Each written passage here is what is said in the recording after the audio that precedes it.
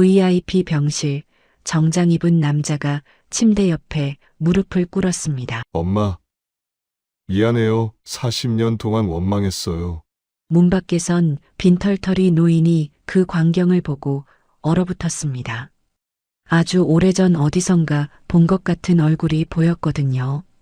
아주 오랫동안 숨겨져 왔던 오늘의 이야기가 궁금하시다면 구독 버튼을 눌러주세요. 2024년 어느 화요일 새벽 서울 강남의 대형 병원은 아직 어둠 속에 잠겨 있었습니다. 대부분의 환자들이 깊은 잠에 빠진 새벽 5시 병원 후문으로 한 남자가 조용히 들어왔습니다. 30대 초반으로 보이는 이 남자는 청소부 유니폼을 입고 있었지만 어딘가 어색해 보였습니다. 유니폼은 새 것처럼 깨끗했고 그의 걸음걸이는 청소부치고는 너무 당당했습니다. 남자는 엘리베이터를 타고 7층 VIP 병동으로 올라갔고 간호사 스테이션을 지나 복도 끝 701 호실 앞에 멈춰 섰습니다. 병실 문을 열고 들어간 남자는 침대 옆에 놓인 의자에 조용히 앉았습니다. 침대에는 60대 초반으로 보이는 여자가 누워 있었고 그녀의 얼굴은 병색이 짙었습니다. 남자는 여자의 얼굴을 한참 동안 바라보다가 천천히 일어나 청소 도구를 꺼내기 시작했습니다. 바닥을 닦고 창문을 닦고 침대 주변을 정리하는 그의 손놀림은 능숙했지만 그 눈빛은 청소에 집중하고 있지 않았습니다. 침대에 누운 여자를 힐끔힐끔 쳐다보는 그의 눈에는 형언할 수 없는 감정이 담겨 있었습니다. 현서가 침대에서 여자의 작은 신음소리가 들렸습니다. 잠꼬대였습니다. 엄마가 미안해. 여자는 의식이 희미한 상태에서도 같은 말을 반복했습니다. 청소부는 손을 멈추고 여자를 바라봤습니다. 그의 손이 미세하게 떨리기 시작했고 걸레를 쥔 손에 힘이 들어갔습니다. 하지만 그는 아무 말도 하지 않았습니다. 그저 묵묵히 청소를 마치고 조용히 병실을 나왔습니다. 복도에서 간호사 수진이 그를 발견했습니다. 30대 후반의 수진은 이 병원에서 15년째 근무 중인 베테랑 간호사였고 VIP 병동의 모든 일을 꿰뚫고 있었습니다. 그녀는 며칠 전부터 이 이상한 청소부를 눈여겨보고 있었습니다.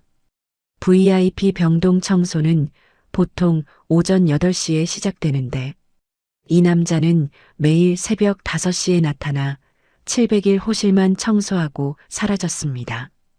더 이상한 건 그가 병원 청소부 명단에 없다는 것이었습니다. 저기요. 수진이 청소부에게 말을 걸었습니다. 어느 부서 소속이세요? 청소부는 고개를 숙인 채 아무 말도 하지 않았습니다. 그저 손을 저으며 바쁘다는 듯 복도 끝으로 사라졌습니다. 수진은 고개를 갸우뚱하며 701 호실로 들어갔습니다. 병실 안은 깨끗하게 정돈되어 있었고 창문도 반짝반짝 닫혀 있었습니다. 침대 옆 테이블에는 싱싱한 백합이 놓여 있었는데 이건 병원에서 제공하는 게 아니었습니다. 누군가 매일 새 꽃을 가져다 놓는 것 같았습니다. 수지는 간호사 스테이션으로 돌아와 원무과에 전화를 걸었습니다. 701 호실 환자 보호자 연락처 좀 알려주세요. 원무과 직원이 잠시 컴퓨터를 확인하더니 대답했습니다. 보호자는 영식 씨로 등록되어 있는데요. 연락처는? 수진이 끊어 물었습니다. 병원비는 제때 납부되고 있나요? 직원이 웃으며 대답했습니다. VIP 병실이라 한 달에 1,000만 원인데 매달 정확히 익명으로 입금되고 있어요. 근데 신기한 게 보호자로 등록된 영식 씨는 한 푼도 안 내셨어요. 수지는 더욱 궁금해졌습니다. 익명으로 병원비를 내는 사람이 누구일까요? 그리고 그 청소부는 대체 누구일까요? 수지는 환자의 차트를 펼쳐봤습니다. 환자 이름은 순희, 나이는 61세, 진단명은 뇌종양 말기였습니다. 보호자 란에는 영식이라는 이름만 적혀 있었고 가족 관계는 기재되어 있지 않았습니다. 오전 10시쯤 낡은 점퍼를 입은 노인이 병원에 나타났습니다. 70대 초반으로 보이는 이 노인은 때 묻은 운동화를 신고 있었고 손에는 낡은 비닐봉지를 들고 있었습니다. 원무과를 지나칠 때 직원이 그를 불러 세웠습니다. 영식 씨, 이번 달 병원비 아직 안 들어왔는데요. 노인 영식은 짜증스러운 표정으로 대답했습니다. 곧 입금됩니다. 제가 언제 밀린 적 있습니까? 원무과 직원은 속으로 웃음을 참았습니다. 영식이 직접 낸 병원비는 단 한 푼도 없었기 때문입니다. 영식이 7층으로 올라가는 엘리베이터 앞에서 기다리고 있을 때 옆에 청소부 한 명이 서 있었습니다. 새벽에 나타났던 바로 그 남자였습니다. 영식은 청소부를 힐끗 쳐다봤습니다. 순간 그의 눈빛이 미묘하게 흔들렸습니다. 뭔가 낯익은 듯한 하지만 확신할 수 없는 표정이었습니다. 청소부도 영식을 바라봤습니다. 두 사람의 시선이 공중에서 잠깐 마주쳤다가 영식이 먼저 고개를 돌렸습니다. 엘리베이터가 7층에 도착했고 두 사람은 함께 내렸습니다. 701 호실로 향하는 복도에서 청소부가 먼저 걸어가고 영식이 뒤따라갔습니다. 701 호실 문 앞에서 청소부가 막 나오려는 순간 영식과 마주쳤습니다. 영식의 얼굴이 일그러졌습니다. 야, 비켜. 그가 청소부를 향해 소리쳤습니다. 거지 같은 놈이 왜 여기서 어슬렁거려. 청소부는 아무 말도 하지 않았습니다. 그저 조용히 옆으로 비켜서서 고개를 숙였습니다. 마침 지나가던 수진이 이 장면을 목격했습니다. 저렇게 말씀하시면 안 되죠. 수진이 영식에게 따지듯 말했습니다. 영식은 수진을 흘겨보며 대꾸했습니다. 뭐, 청소부가 뭔데 VIP 병실 앞에서 어슬렁거려? 수진이 뭔가 말하려는 순간 청소부가 조용히 손을 저었습니다. 괜찮다는 표시였습니다. 그리고는 복도 끝으로 사라졌습니다. 수진은 황당한 표정으로 영식을 바라봤습니다.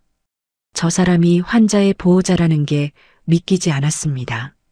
병원비는 한 푼도 안 내면서 저렇게 거만하게 구는 게 이해가 되지 않았습니다. 영식은 수진의 시선을 무시한 채 병실로 들어갔습니다. 수진은 청소부가 사라진 복도 끝으로 걸어갔습니다. 창가에 청소부가 서 있었습니다. 그는 창밖을 바라보고 있었는데 그의 손이 미세하게 떨리고 있었습니다. 분노인지 슬픔인지 알 수 없는 감정이 그의 온몸에서 느껴졌습니다. 수진이 조심스럽게 다가가려는 순간 청소부의 휴대폰이 울렸습니다. 그가 전화를 받았습니다. 네, 지금 병원에 있습니다. 청소부가 유창한 영어로 말했다는 걸 수진은 알아챘습니다. 미국 발음이었습니다. 아니요, 아직 의식이 없어요. 의사 선생님 말로는 몇 주 정도 남았다고 하던데. 수진은 깜짝 놀랐습니다. 청소부가 영어를? 그것도 저렇게 자연스럽게? 청소부는 계속 전화 통화를 이어갔습니다. 계속 추적해요. 84년도 기록 전부 필요합니다. 통화를 끝낸 청소부는 휴대폰을 주머니에 넣고 복도를 따라 걸어 내려갔습니다. 수진은 그 자리에 멍하니 서 있었습니다. 저 사람은 대체 누구일까요? 청소부가 아닌 건 분명했습니다. 그렇다면 환자와는 어떤 관계일까요? 그리고 왜 매일 새벽 5시에 나타나 병실을 청소하는 걸까요? 수진의 머릿속에 수많은 질문들이 맴돌았습니다. 701 호실 안에서는 영식이 침대 옆에 앉아 순이를 내려다보고 있었습니다. 그의 얼굴에는 복잡한 감정이 교차했습니다. 죄책감과 후회, 그리고 알 수 없는 두려움이 뒤섞여 있었습니다. 이 여자 때문에 영식이 혼잣말로 중얼거렸습니다. 내 인생이 다 망했어. 하지만 그의 목소리에는 확신이 없었습니다. 오히려 스스로를 설득하려는 듯한 떨림이 묻어 있었습니다. 복도 창가에 서 있던 청소부는 여전히 창밖을 바라보고 있었습니다. 그의 눈에는 40년 전 어느 겨울날의 기억이 떠올랐습니다. 눈 내리던 그날 8살 소년의 손을 잡고 어디론가 걸어가던 여자의 뒷모습이 어렴풋이 보였습니다. 소년은 울먹이며 물었습니다. 엄마, 어디 가요? 하지만 대답은 들리지 않았습니다. 그저 손을 더 세게 잡아주는 느낌만 남아 있었습니다. 청소부는 주먹을 꽉 쥐었습니다. 40년이 지났지만 그날의 기억은 여전히 생생했습니다. 추운 겨울, 눈 내리던 거리, 그리고 엄마의 따뜻한 손. 하지만 그 다음 날부터 모든 것이 달라졌습니다. 낯선 나라, 낯선 사람들, 그리고 엄마가 없는 세상. 소녀는 매일 밤 울면서 엄마를 찾았지만 아무도 대답해주지 않았습니다. 청소부는 고개를 저으며 기억을 떨쳐냈습니다. 이제는 과거를 돌아볼 때가 아니었습니다. 그에게는 해야 할 일이 있었습니다. 진실을 밝혀내고 모든 것을 바로잡아야 했습니다. 하지만 가장 중요한 건 침대에 누워있는 저 여자, 40년 만에 다시 만난 그 사람이었습니다. 청소부는 천천히 복도를 걸어 엘리베이터로 향했습니다. 그의 뒷모습은 쓸쓸해 보였지만 걸음걸이만큼은 흔들림이 없었습니다. 수지는 간호사 스테이션으로 돌아와 동료 간호사에게 물었습니다.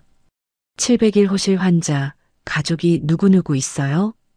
동료가 차트를 확인하며 대답했습니다. 보호자로 등록된 사람은 영식 씨 한 명뿐이에요. 가족 관계는 기재 안 되어 있고요. 수진이 고개를 갸우뚱하며 물었습니다. 그럼 저 청소부는 뭐죠? 동료가 의아한 표정으로 반문했습니다. 무슨 청소부요? 수진은 대답하지 않았습니다. 그녀 스스로도 확신할 수 없었기 때문입니다. 그날 밤 700일 호실은 조용했습니다. 순이는 여전히 깊은 잠에 빠져 있었고 가끔씩 신음소리를 냈습니다. 현서가, 그녀의 입술이 희미하게 움직였습니다. 엄마가, 미안해. 병실 창밖으로는 서울의 야경이 반짝이고 있었고 멀리서 차 소리가 들려왔습니다. 하지만 병실 안은 고요했습니다. 마치 시간이 멈춘 것처럼 아무 일도 일어나지 않았습니다. 복도 끝 비상계단에 청소부가 앉아 있었습니다. 그는 휴대폰을 꺼내 오래된 사진 한 장을 바라봤습니다. 흑백 사진 속에는 젊은 여자가 어린 소년을 안고 웃고 있었습니다. 사진은 낡고 구겨져 있었지만 그는 매일 밤 이 사진을 꺼내봤습니다. 40년 동안 단 하루도 빠짐없이 바라본 사진이었습니다. 청소부는 사진 속 여자의 얼굴을 손가락으로 쓰다듬었습니다. 엄마. 그가 작은 소리로 중얼거렸습니다. 이제 곧 끝나요. 그날 오전 10시쯤 병원 로비에 낡은 점퍼를 입은 노인이 나타났습니다. 70대 초반으로 보이는 이 남자는 때 묻은 운동화를 질질 끌며 걸었고 손에는 구멍난 비닐봉지를 들고 있었습니다. 영식이었습니다. 그는 원무과 앞을 지나가려다가 직원에게 불려섰습니다. 영식 씨, 젊은 여직원이 그를 손짓으로 불렀습니다. 이번 달 병원비가 아직 입금이 안 됐는데요. 영식은 짜증스럽게 인상을 찌푸렸습니다. 곧 입금됩니다. 그가 퉁명스럽게 대답했습니다. 제가 언제 밀린 적 있습니까? 원무과 직원은 컴퓨터 화면을 보며 속으로 웃음을 참았습니다. 영식이 직접 낸 병원비는 단 한 푼도 없었기 때문입니다. 지난 6개월간 매달 정확히 1,000만 원씩 익명 계좌로 입금되었지만 영식의 이름으로는 단 한 번도 입금된 적이 없었습니다. 직원은 이 사실을 알고 있었지만 굳이 말하지 않았습니다. 어차피 병원비만 들어오면 그만이었으니까요. 영식은 엘리베이터를 타고 7층으로 올라갔습니다. 엘리베이터 안에는 그 말고도 몇 명이 더 타고 있었는데 모두들 코를 막거나 얼굴을 찌푸렸습니다. 영식의 옷에서 퀴퀴한 냄새가 났기 때문입니다. 오랫동안 빨지 않은 옷에서 나는 특유의 냄새였습니다. 영식은 그런 시선들을 무시했습니다. 아니, 무시하는 척했습니다. 사실 그는 그 시선들이 너무나 익숙했습니다. 10년 전부터 계속 받아온 시선이었으니까요. 7층에 도착한 영식은 VIP 병동 복도를 따라 걸어갔습니다. 좌우로 늘어선 병실마다 화려한 꽃다발과 과일 바구니가 놓여 있었고 복도는 깨끗하게 광이 났습니다. 이곳은 돈 있는 사람들이 오는 곳이었습니다. 영식은 이 복도를 걸을 때마다 묘한 감정을 느꼈습니다. 자신은 이런 곳과 전혀 어울리지 않는 사람인데 왜 여기 오게 됐을까요? 701 호실 앞에 도착한 영식은 문을 열기 전에 잠시 멈춰 섰습니다. 문 앞에 누군가 서 있었습니다. 청소부 차림의 젊은 남자였습니다. 새벽에 봤던 바로 그 사람이었습니다. 영식은 그를 보는 순간 이상한 느낌이 들었습니다. 낯설지만 어딘가 익숙한, 처음 보는 것 같지만 어디선가 본 듯한 묘한 기시감이었습니다. 영식은 남자의 얼굴을 자세히 들여다봤습니다. 30대 초반쯤 돼 보이는 이 남자는 깨끗하게 면도한 얼굴에 단정한 인상이었습니다. 하지만 그 눈빛만큼은 차갑고 날카로웠습니다. 두 사람의 시선이 복도 한가운데서 마주쳤습니다. 영식의 가슴이 두근거리기 시작했습니다. 왜일까요? 단순히 청소부를 보는데 왜 이렇게 가슴이 뛸까요? 영식은 그 이유를 알 수 없었습니다. 아니, 알고 싶지 않았습니다.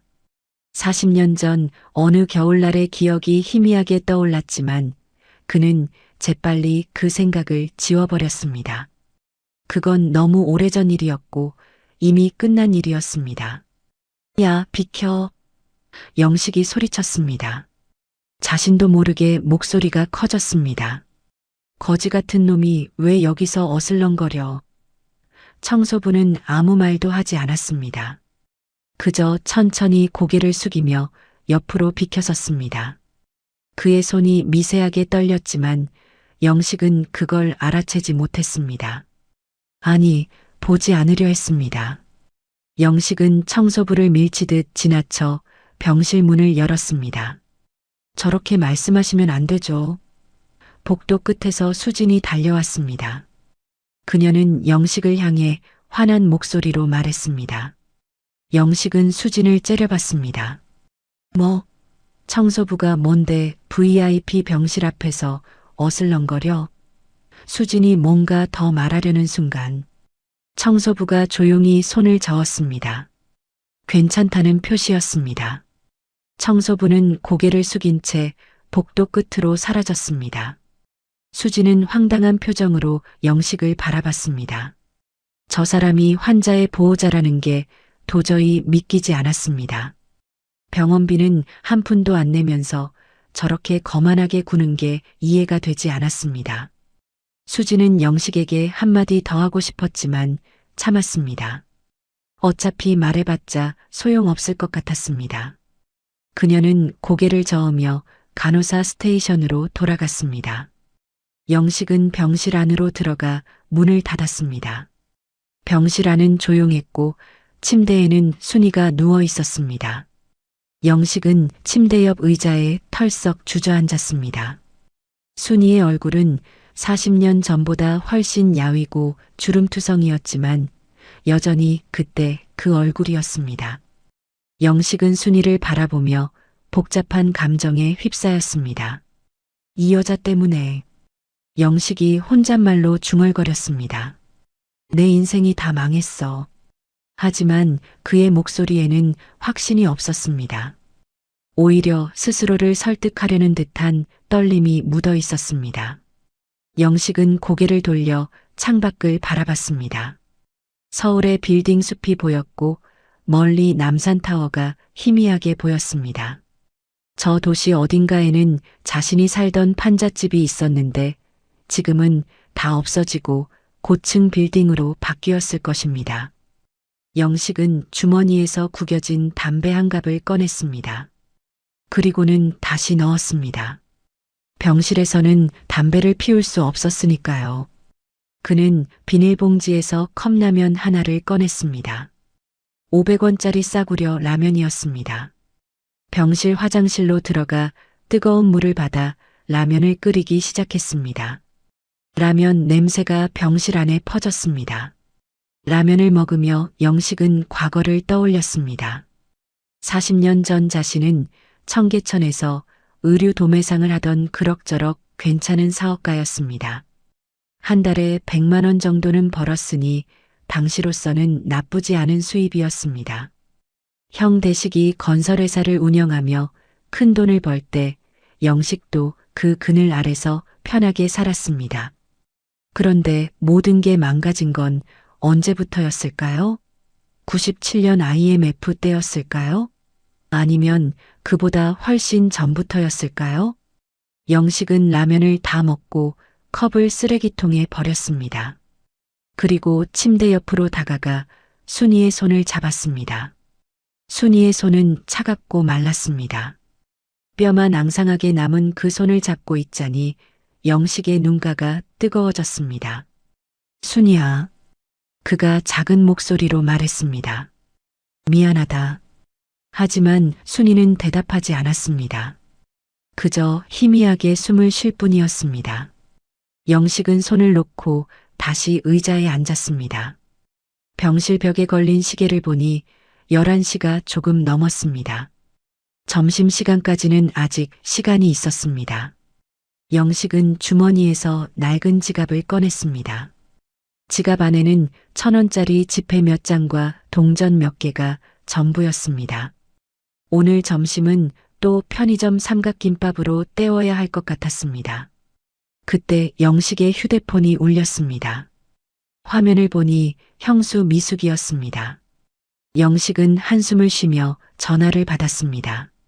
네, 형수님. 전화기 너머로 미숙의 날카로운 목소리가 들렸습니다. 영식아, 당신 형님 병원비 이번 달 것도 안 냈어. 빨리 보내줘. 영식은 난처한 표정을 지었습니다. 형수님, 저도 돈이 없어요. 미숙이 비웃는 소리가 들렸습니다. 돈이 없긴. 당신 아내 병원비는 어떻게 내는데? 영식은 대답하지 못했습니다. 순이의 병원비를 누가 내는지 자신도 몰랐기 때문입니다. 처음에는 자신이 내야 한다고 생각했지만 돈이 없었습니다. 그런데 신기하게도 매달 병원비가 자동으로 입금되고 있었습니다.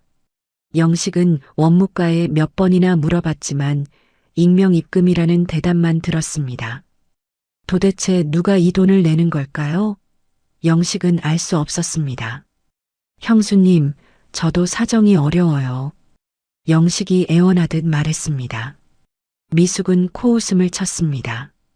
사정이 어렵긴. 당신이나 당신 형이나 똑같아. 돈 있을 땐 잘난 척 하더니 이 꼴이 뭐야? 미숙은 더 이상 말하지 않고 전화를 끊어버렸습니다. 영식은 휴대폰을 내려다보며 씁쓸하게 웃었습니다. 형수 말이 맞았습니다. 자신도 형도 결국 똑같은 처지가 됐습니다. 영식은 창밖을 다시 바라봤습니다. 복도를 지나가는 사람들이 보였습니다. 정장을 입은 비즈니스맨들, 명품 가방을 든 여자들, 깨끗한 옷을 입은 환자 가족들. 모두 자신과는 다른 세계의 사람들 같았습니다. 영식은 문득 궁금해졌습니다. 새벽마다 나타나는 저 청소부는 대체 누구일까요? 왜 매일 700일 호실만 청소할까요? 그리고 왜 자신을 볼 때마다 저렇게 차가운 눈빛을 보낼까요? 영식은 고개를 저었습니다. 쓸데없는 생각이었습니다. 청소부는 그냥 청소부일 뿐이었습니다. 자신과는 아무 상관없는 사람이었습니다. 영식은 그렇게 스스로를 설득했습니다. 하지만 가슴 한구석에서는 불안함이 점점 커지고 있었습니다. 마치 곧 무슨 일이 터질 것 같은 그런 불안함이었습니다. 복도 끝 창가에서 청소부가 서 있었습니다.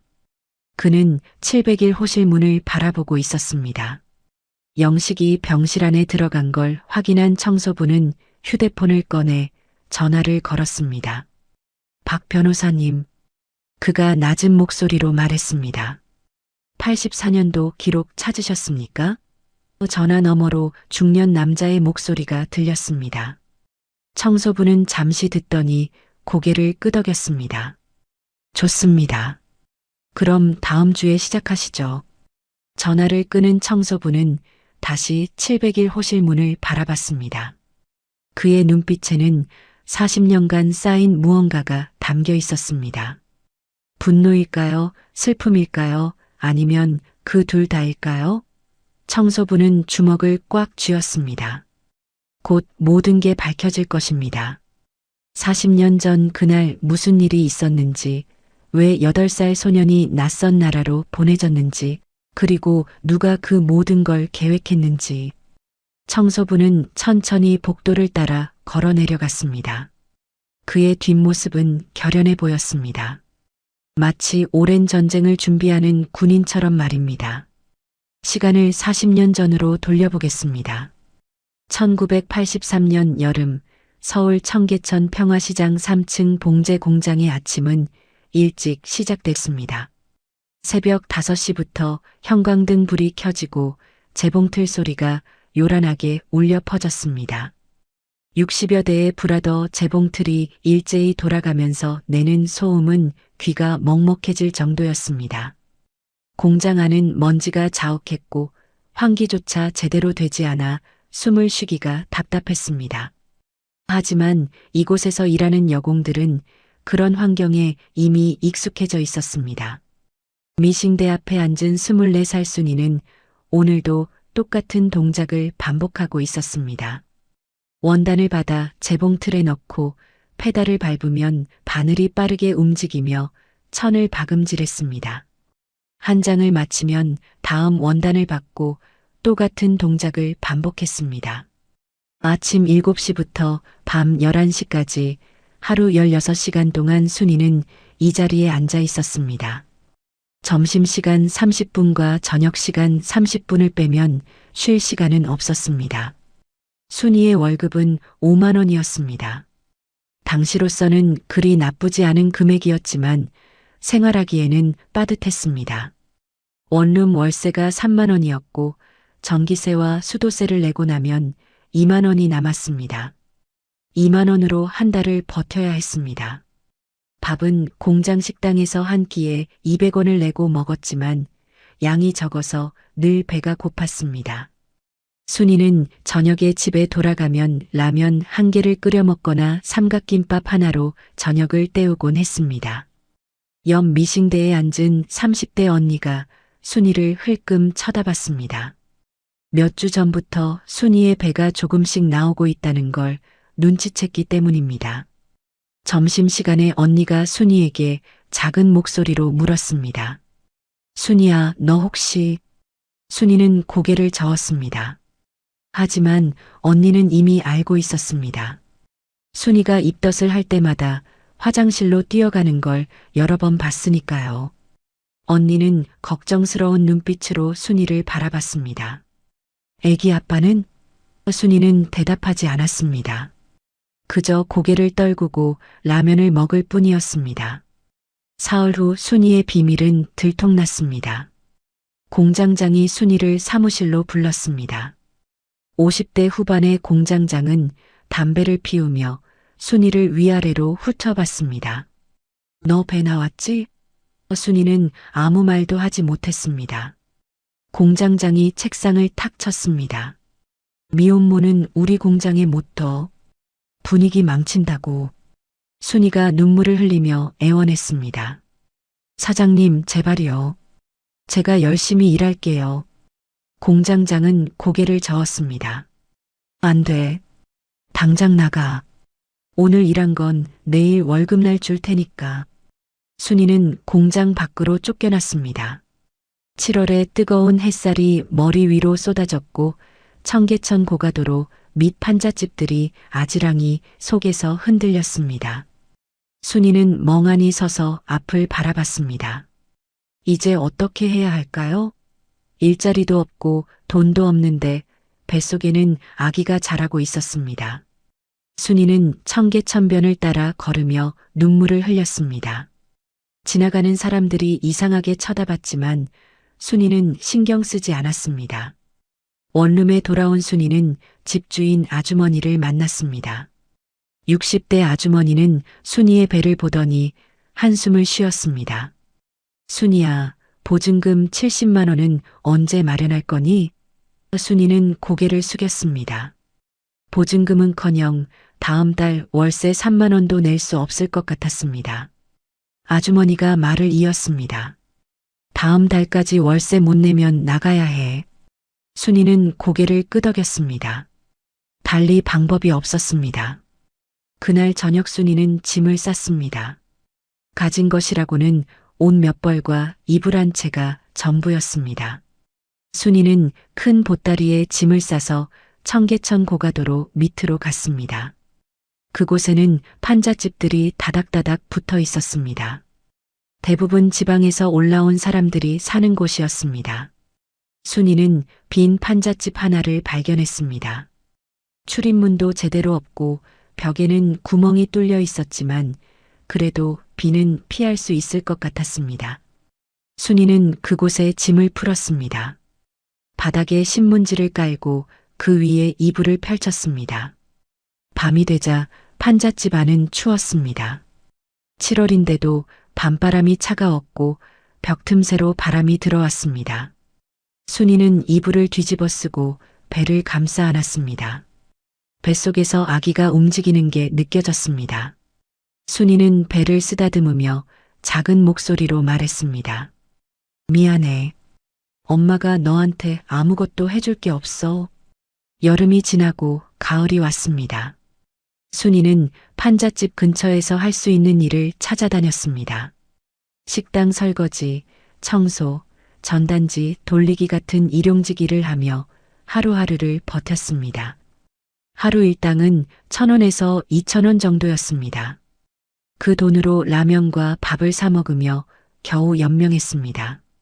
배는 점점 불러왔고 순이의 몸은 점점 지쳐갔습니다. 12월 어느 추운 밤 순이는 판잣집에서 혼자 아기를 낳았습니다. 옆집 아주머니가 도와줬습니다. 제대로 된 산파도 없고 병원도 갈 수 없었습니다. 순이는 이불을 깨물며 고통을 참았습니다. 몇 시간의 진통 끝에 새벽 4시쯤 아기가 태어났습니다. 사내 아이였습니다. 아주머니가 아기를 받아 닦아주고 순이에게 안겨줬습니다. 순이는 아기를 안고 울었습니다. 기쁨과 슬픔이 뒤섞인 눈물이었습니다. 이름은 뭐라고 지을 거야? 아주머니가 물었습니다. 순이는 아기의 얼굴을 들여다보며 말했습니다. 현석이요. 이현석?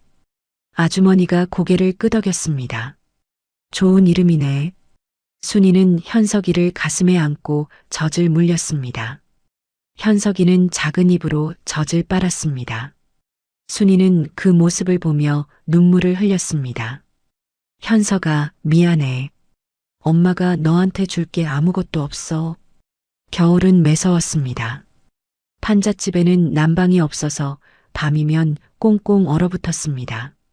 순이는 현석이를 품에 안고 이불을 뒤집어 쓰고 잤습니다. 현석이가 추울까봐 자기 몸으로 아기를 감싸 안았습니다. 순이는 밤새 떨면서도 현석이만큼은 따뜻하게 해주려고 애썼습니다. 분유를 살 돈이 없어서 순이는 자기가 먹는 걸 줄여서라도 젖을 먹였습니다. 하루에 라면 1개만 먹고 나머지는 굶었습니다. 이웃 아주머니들이 가끔 밥을 나눠줬습니다. 찬밥이나 라면, 가끔은 김치를 갖다 줬습니다. 순이는 그 음식으로 연명했습니다. 현석이는 작지만 건강하게 자랐습니다.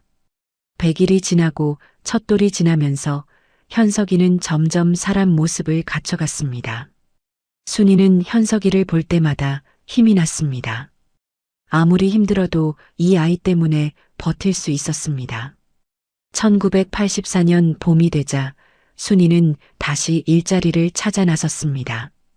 현석이가 돌이 지나 이제 좀 손이 덜 가기 시작했기 때문입니다. 순이는 현석이를 업고 청계천 시장을 돌아다니며 일을 찾았습니다. 청계천 의류도매상 앞을 지나갈 때 한 남자가 순이를 불렀습니다. 아가씨, 30대 초반으로 보이는 이 남자는 깔끔하게 정장을 입고 있었습니다. 영식이었습니다. 영식은 순이를 위아래로 훑어봤습니다. 일 찾아요? 순이는 고개를 끄덕였습니다. 영식이 웃으며 말했습니다. 여기서 일할래요? 하루 2,000원 줄게요. 순이는 기쁜 마음에 대답했습니다. 네, 할게요. 영식은 순이에게 가게 청소와 옷 정리 일을 시켰습니다.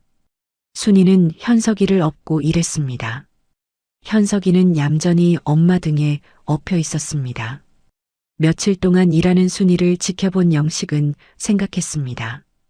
이 여자는 성실하고 착해 보였습니다. 아기를 업고도 묵묵히 일하는 모습이 기특했습니다. 영식은 32살까지 장가를 못 갔습니다. 키도 작고 외모도 평범해서 중매도 잘 안 섰습니다. 게다가 형 대식의 그늘에 가려 늘 주눅 들어 살았습니다. 영식은 순이가 괜찮아 보였습니다. 어느 날 저녁 영식이 순이에게 말을 꺼냈습니다. 아가씨. 순이가 고개를 들었습니다. 영식은 머뭇거리다가 말했습니다. 나랑 결혼할래요? 순이는 깜짝 놀랐습니다. 영식이 말을 이었습니다. 난 장가 한번 못 가봤어요. 근데 아가씨가 괜찮아 보여요. 순이는 아무 말도 하지 못했습니다. 영식이 다시 말했습니다. 조건이 하나 있어요. 그의 성을 제 성으로 바꿔주세요. 순이는 고민했습니다. 현석이에게 아버지를 만들어주고 싶었습니다. 따뜻한 집에서 살게 해주고 싶었습니다. 굶지 않고 살게 해주고 싶었습니다. 순이는 며칠 동안 고민하다가 결국 고개를 끄덕였습니다. 네, 그럴게요. 영식은 기뻐하며 말했습니다. 고마워요. 제가 잘할게요. 1984년 5월 둘은 구청에서 혼인신고를 했습니다. 증인은 영식 가게 직원이었고 식도 올리지 않았습니다. 그저 서류에 도장만 찍었을 뿐이었습니다. 순이는 판잣집을 나와 영식이 사는 쪽방으로 이사했습니다. 청계천 근처 낡은 다세대 주택 2층 방 하나였습니다. 방 크기는 3평 정도였지만 그래도 판잣집보다는 나았습니다. 보일러도 있어서 따뜻했고 수도도 나왔습니다. 영식은 처음 석 달 동안은 순이와 현석이에게 잘해줬습니다. 저녁마다 집에 들어올 때 호떡이나 붕어빵을 사왔습니다. 현석이 손을 잡고 청계천변을 산책하기도 했습니다. 순이는 행복했습니다. 드디어 평범한 가정을 꾸린 것 같았습니다. 현석이도 영식을 좋아하는 것 같았습니다. 영식이 퇴근하면 웃으며 달려갔으니까요. 하지만 그 행복은 오래가지 않았습니다. 여름이 지나고 가을이 왔을 때 영식의 형 대식이 동생 집에 찾아왔습니다. 그날 이후 모든 것이 달라지기 시작했습니다. 순이는 그날을 평생 잊지 못할 것입니다. 자신의 인생이 그리고 현석이의 인생이 완전히 바뀌어 버린 그날을 말입니다. 1984년 9월 어느 토요일 오후 순이는 쪽방에서 설거지를 하고 있었습니다. 현석이는 방 한구석에서 낡은 인형을 가지고 놀고 있었습니다. 영식은 옆방에서 텔레비전을 보고 있었습니다. 당시 흑백 텔레비전이었지만 그래도 있는 것만으로도 감사했습니다. 평범한 토요일 오후였습니다. 하지만 그 평화는 오래가지 않았습니다. 계단을 올라오는 발소리가 들렸습니다. 무거운 발소리였고 두 사람이 올라오는 것 같았습니다. 문을 두드리는 소리가 났습니다. 영식이 벌떡 일어나 문을 열었습니다. 형님, 영식의 목소리가 들렸습니다. 순이는 부엌에서 고개를 내밀어 봤습니다. 문 앞에 40대 중반으로 보이는 남자가 서 있었습니다. 정장을 말끔하게 차려입고 손에는 비싼 가죽 서류 가방을 들고 있었습니다. 대식이었습니다. 대식 옆에는 40대 초반의 여자가 서 있었습니다. 파마를 한 머리에 화장을 진하게 했고 백화점 쇼핑백을 들고 있었습니다. 형수 미숙이었습니다. 두 사람은 쪽방 안으로 들어오며 사방을 둘러봤습니다. 대식의 눈에는 경멸이 어려 있었습니다. 야, 영식아. 대식이 말했습니다. 너 아직도 이런 데서 사냐? 영식은 머리를 극적이며 웃었습니다. 형님, 그래도 예전보단 나아졌어요. 미숙은 코를 찡그리며 방 안을 둘러봤습니다. 3평짜리 방에는 이불 한 채와 낡은 옷장, 작은 텔레비전이 전부였습니다. 벽지는 곳곳이 찢어져 있었고 천장에는 곰팡이가 피어 있었습니다. 미숙이 순이를 봤습니다. 어머, 당신이 영식이 새댁이에요? 순이는 고개를 숙이며 대답했습니다. 네, 처음 뵙겠습니다. 미숙은 순이를 위아래로 훑어봤습니다. 미신공이었다며? 힘들었겠네. 순이는 아무 말도 하지 못했습니다. 미숙의 말투에는 무시와 동정이 뒤섞여 있었습니다. 대식이 방 한구석에서 놀고 있는 현석이를 봤습니다. 8살 현석이는 낯선 사람들을 보고 엄마 뒤로 숨었습니다. 대식이 영식에게 물었습니다. 저 애가? 영식이 고개를 끄덕였습니다. 제 아들입니다. 대식이 비웃듯 말했습니다. 씨가 내 거냐? 영식은 대답하지 못했습니다. 침묵이 방 안을 가득 채웠습니다. 미숙이 현석이에게 다가갔습니다. 그녀는 지갑에서 500원짜리 지폐를 꺼내 현석이에게 내밀었습니다. 얘야, 이모가 용돈 줄게. 현석이는 엄마를 쳐다봤습니다. 순이가 고개를 끄덕이자 현석이는 조심스럽게 돈을 받았습니다. 미숙이 웃으며 말했습니다. 착하네. 가서 사탕 사 먹고 1시간 후에 와.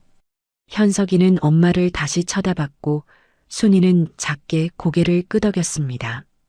현석이는 신발을 신고 밖으로 나갔습니다. 현석이가 나가자 대식의 얼굴이 차갑게 굳었습니다. 그는 영식을 소파에 앉히고 자신도 맞은편에 앉았습니다. 미숙은 옆에 서서 팔짱을 꼈습니다. 순이는 부엌 구석에 서서 상황을 지켜봤습니다. 대식이 담배를 꺼내 물고 불을 붙였습니다. 연기를 한 모금 빨아들이고 천천히 내뱉으며 말했습니다. 영식아, 형이 좋은 소식이 있어. 영식이 고개를 들었습니다. 무슨 소식인데요? 대식이 서류 가방을 열어 서류 한 뭉치를 꺼냈습니다. 내가 이번에 대박 났어. 영식이 눈을 빛냈습니다. 정말요? 대식이 고개를 끄덕였습니다. 음마 아파트 재건축 프로젝트 따냈어. 계약금만 30억이야. 영식은 입을 다물지 못했습니다. 당시 30억은 천문학적인 금액이었습니다. 대식이 계속 말했습니다. 앞으로 2년 동안 이 프로젝트만 하면 우리 회사 매출이 100억은 넘어갈 거야. 조만간 우리 집안도 재벌 대열에 들어가는 거지. 영식은 감탄사를 연발했습니다. 형님이 재벌이 된다니 믿기지 않았습니다. 대식이 영식의 어깨를 툭 쳤습니다. 당연히 너도 챙겨줄 거야. 형제끼리 잘 살아야지. 영식은 기쁨에 들떠서 말했습니다. 감사합니다, 형님. 하지만 대식의 다음 말은 영식의 기쁨을 순식간에 얼어붙게 만들었습니다. 근데 말이야. 대식이 담배 연기를 천천히 내뱉으며 말했습니다. 문제가 하나 있어. 영식이 긴장한 표정으로 물었습니다. 무슨 문제요? 대식이 방안을 둘러보며 말했습니다. 내가 곧 재벌이 되는데 말이야. 사교계 모임도 나가야 되고 재계 인사들도 만나야 돼. 영식이 고개를 끄덕였습니다. 대식이 말을 이었습니다. 그런데 내 동생이 미신공이랑 산다는 소문이 나면 어떻게 돼? 영식은 아무 말도 하지 못했습니다. 대식의 목소리가 차갑게 식었습니다. 게다가 씨도 모를 잡종 조카까지 뒀다는 소문까지 나면 순이는 부엌 구석에서 그 말을 듣고 가슴이 철렁 내려앉았습니다. 미숙이 거들었습니다. 요즘 강남 사교계가 얼마나 까다로운데요. 집안 배경 다 따져요. 우리 남편이 재벌 되려면 집안 전체가 깨끗해야 한다고요. 대식이 고개를 끄덕이며 말했습니다. 영식아, 형이 하는 말 이해하지? 영식은 고개를 떨구었습니다. 대식이 차갑게 말했습니다. 저 여자랑 그 자식 없애야 돼. 순이는 더 이상 참을 수 없었습니다. 그녀는 부엌에서 나와 영식과 대식 앞에 섰습니다. 형님, 무슨 말씀을 그렇게 하세요? 대식이 순이를 째려봤습니다. 당신이 뭔데 끼어들어? 순이는 떨리는 목소리로 말했습니다. 현석이는 제 아들이에요. 아무 죄도 없는 아이예요. 대식이 비웃었습니다. 죄가 없긴. 씨도 모를 자식이 우리 집안에 있다는 것 자체가 죄야. 미숙이 순이에게 다가왔습니다. 아가씨, 현실을 봐요. 당신이랑 그 애가 있으면 우리 집안이 창피해요. 순이가 항변했습니다. 저희가 뭘 잘못했어요? 미숙이 코웃음을 쳤습니다. 잘못한 게 뭐냐고요? 미혼모 주제에 우리 집안에 들어온 게 잘못이죠. 순이는 눈물이 핑 돌았습니다. 하지만 참았습니다. 울면 지는 거였습니다. 영식은 그 광경을 보면서도 아무 말도 하지 못했습니다. 형님과 순이 사이에서 갈등하고 있었습니다. 대식이 영식을 똑바로 쳐다봤습니다. 영식아, 잘 들어. 나는 내가 선택하기 바라. 영식이 고개를 들었습니다. 선택이요? 대식이 고개를 끄덕였습니다. 저 여자랑 애를 버리든지 아니면 내 유산을 포기하든지 둘 중 하나야. 영식의 얼굴이 창백해졌습니다. 대식이 말을 이었습니다. 내 재산이 곧 100억이 넘을 거야. 너한테도 10억은 줄 생각이었어. 10억이라는 숫자가 영식의 귓가에서 맴돌았습니다. 당시 10억이면 평생 놀고 먹을 수 있는 돈이었습니다. 강남의 아파트도 사고 좋은 차도 몰고 다닐 수 있었습니다. 영식의 머릿속이 복잡해졌습니다. 대식이 일어서며 말했습니다. 일주일 안에 결정해. 이혼하고 그의 입양 보내든지 아니면 유산 포기하든지. 미숙도 일어서서 가방을 챙겼습니다. 그녀는 문을 나가기 전에 순이에게 말했습니다. 아가씨, 당신도 현명하게 생각해봐요. 돈은 줄 테니까 조용히 정리하는 게 서로 좋아요. 순이는 대답하지 않았습니다. 미숙과 대식은 문을 열고 나갔습니다. 계단을 내려가는 발소리가 점점 멀어졌습니다. 방 안에는 영식과 순이만 남았습니다. 둘은 한동안 아무 말도 하지 않았습니다. 침묵이 방 안을 가득 채웠습니다. 순이가 먼저 입을 열었습니다. 당신, 형님 말대로 할 거예요? 영식은 대답하지 않았습니다. 그는 창밖을 바라보며 담배를 피웠습니다. 순이가 다시 물었습니다. 우리를 버릴 거예요? 영식은 여전히 대답하지 않았습니다. 며칠 후 미숙이 순이에게 전화를 걸었습니다. 내일 명동에서 만나요. 순이는 거절하고 싶었지만 미숙의 강압적인 말투에 어쩔 수 없이 승낙했습니다. 다음 날 순이는 현석이를 이웃 아주머니에게 맡기고 명동으로 갔습니다. 미숙은 명동의 한 고급 다방에서 순이를 기다리고 있었습니다. 다방 안은 화려했습니다. 샹들리에가 천장에 매달려 있었고 테이블마다 하얀 천이 깔려 있었습니다.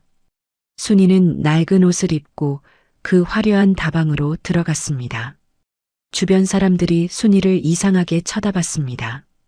순이는 움츠러들었지만 참았습니다. 미숙은 구석자리에 앉아 커피를 마시고 있었습니다. 순이가 앉자 미숙이 말했습니다. 커피 시켜요? 순이는 고개를 저었습니다. 커피 한 잔이 500원이라는 걸 알았기 때문입니다. 미숙은 가방에서 봉투 하나를 꺼내 순이 앞에 놓았습니다. 100만 원 들어있어요. 순이는 봉투를 쳐다보지도 않았습니다. 미숙이 말을 이었습니다. 이혼하고 그의 입양 보내요. 그럼 이 돈 드릴게요. 순이가 고개를 저었습니다. 싫어요. 미숙의 얼굴이 굳었습니다. 왜 이렇게 고집을 부려요? 당신한테도 좋은 조건이잖아요. 순이가 떨리는 목소리로 말했습니다.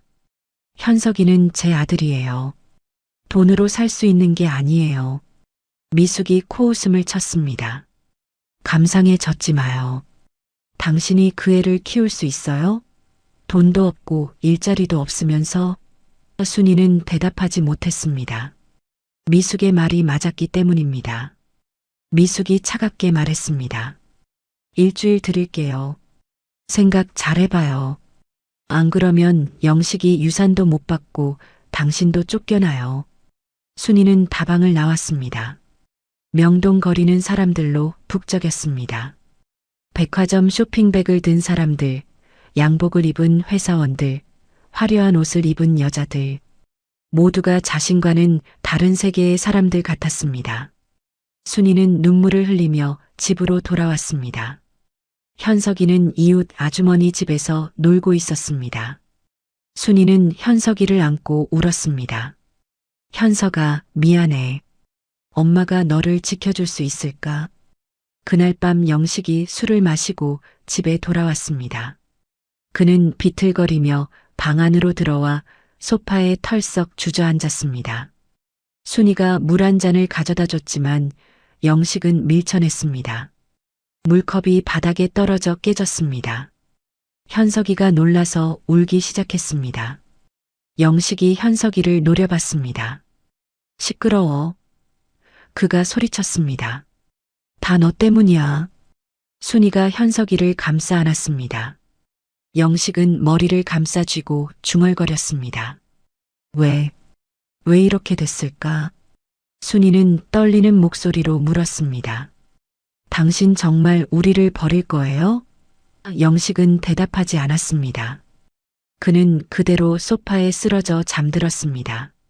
순이는 현석이를 안고 방 구석에 앉았습니다. 밤은 길고 추웠습니다. 앞으로 무슨 일이 벌어질지 순이는 알 수 없었습니다. 하지만 한 가지는 확실했습니다. 행복했던 시간은 끝났다는 것을 말입니다. 일주일이 지났습니다. 그 일주일 동안 영식은 집에서 한마디도 하지 않았습니다. 밥을 먹을 때도 말이 없었고 현석이를 쳐다보지도 않았습니다. 순이는 남편의 얼굴에서 점점 변해가는 걸 느꼈습니다. 처음에는 망설임이었다가 점점 결심으로 바뀌어가는 그 표정을 순이는 너무나 잘 알고 있었습니다. 영식은 이미 선택을 한 것 같았습니다. 1984년 11월 어느 금요일 저녁 대식이 다시 영식의 집을 찾아왔습니다. 이번에는 혼자였습니다. 대식은 문을 열고 들어오자마자 영식을 회사 사무실로 데려갔습니다. 형님, 왜 그러세요? 영식이 물었지만 대식은 대답하지 않았습니다. 차를 타고 30분쯤 달려 강남의 한 건물에 도착했습니다. 대식의 건설회사 본사였습니다. 사무실은 넓고 화려했습니다. 큰 책상 뒤로는 서울 야경이 펼쳐져 있었고 책장에는 건축 관련 책들이 빼곡히 꽂혀 있었습니다. 대식은 영식을 소파에 앉히고 위스키 2잔을 따랐습니다. 마셔. 대식이 잔을 건넸습니다. 영식은 떨리는 손으로 잔을 받아 단숨에 비웠습니다. 대식이 다시 잔을 채워주며 말했습니다. 영식아, 형이 너한테 좋은 소식이 있어. 영식이 고개를 들었습니다. 대식이 책상 서랍에서 통장 하나를 꺼내 영식 앞에 놓았습니다. 500만 원 들어있어. 일단 넣어줄게. 영식은 눈이 휘둥그레졌습니다. 500만 원이면 당시 강남 아파트 한 채를 살 수 있는 돈이었습니다. 대식이 말을 이었습니다. 저 여자랑 정리하면 2천만 원 더 줄게. 그리고 내가 100억 벌면 너한테 10억은 준다고 했지? 영식은 숨이 막혔습니다. 10억이라는 숫자가 너무나 컸습니다. 대식이 영식의 어깨에 손을 얹으며 말했습니다. 영식아, 우리 부모님이 뭐 해주신 거 있냐? 우리가 여기까지 오느라 얼마나 고생했는데. 영식은 고개를 끄덕였습니다. 대식의 말이 맞았습니다. 둘은 가난한 집에서 태어나 구두 닦기부터 시작해서 여기까지 올라왔습니다. 대식이 계속 말했습니다. 이제 우리가 잘 살 차례야. 근데 저런 짐 때문에 망칠 순 없잖아. 영식은 입술을 깨물었습니다. 순이와 현석이가 짐이라는 말이 가슴에 꽂혔습니다. 하지만 동시에 10억이라는 숫자도 머릿속에서 떠나지 않았습니다. 10억이면 평생 놀고 먹을 수 있었습니다. 좋은 집에서 살고 좋은 차를 몰고 사람들한테 무시당하지 않을 수 있었습니다. 대식이 마지막 한 방을 날렸습니다. 일주일 안에 정리 안 하면 너 유산 없어. 그리고 형제 인연도 끊는다. 영식은 집으로 돌아왔습니다. 순이는 현석이를 재우고 부엌에서 설거지를 하고 있었습니다. 영식은 방 안으로 들어가 소주 한 병을 꺼내 마시기 시작했습니다. 한 잔, 두 잔, 세 잔. 술이 들어갈수록 영식의 얼굴이 빨개졌습니다. 순이가 방으로 들어와 물었습니다. 어디 다녀왔어요? 영식은 대답하지 않았습니다. 그저 술만 마셨습니다. 1시간쯤 지났을 때 영식이 벌떡 일어났습니다. 그는 비틀거리며 현석이가 자고 있는 이불로 다가갔습니다. 순이는 불길한 예감이 들었습니다. 당신 뭐 하는 거예요? 영식은 갑자기 현석이를 흔들어 깨웠습니다. 현석이가 울며 일어났습니다. 다 내 때문이야. 영식이 소리쳤습니다. 내가 없었으면 우리가 이렇게 안 살아. 순이가 황급히 현석이를 감싸 안았습니다. 정신 차려요. 애가 무슨 죄예요? 영식은 순이마저 밀쳤습니다. 순이는 벽에 부딪혀 주저앉았습니다. 현석이는 겁에 질려 울기 시작했습니다. 영식은 현석이의 팔을 잡아 끌며 소리쳤습니다. 이 자식이 우리 집안을 망치고 있어. 순이가 영식의 다리를 붙잡았습니다. 제발요. 애를 놔줘요. 영식은 순이를 발로 차며 현석이를 놓았습니다. 방 안은 아수라장이 됐습니다. 깨진 소주병, 엎질러진 반찬, 울고 있는 현석이, 그리고 바닥에 쓰러진 순이. 영식은 그 광경을 보다가 갑자기 무릎을 꿇었습니다. 그리고 머리를 감싸 쥐고 울기 시작했습니다. 나도 어쩔 수 없어. 영식이 흐느꼈습니다. 형님이 그러래. 순이는 영식을 바라봤습니다. 연민과 분노가 뒤섞인 눈빛이었습니다. 다음 날 아침 영식은 일찍 출근했습니다. 순이는 현석이를 안고 병원에 갔습니다. 어젯밤 벽에 부딪힌 곳이 아팠기 때문입니다. 의사는 갈비뼈에 금이 갔다고 했습니다. 치료비는 3만 원이었습니다. 순이는 그동안 모아둔 돈을 털어 치료비를 냈습니다. 병원을 나오면서 순이는 결심했습니다. 이 집을 나가야겠다고. 하지만 갈 곳이 없었습니다. 며칠 후 대식이 직접 순이를 찾아왔습니다. 영식이 출근한 시간을 노려온 것이었습니다.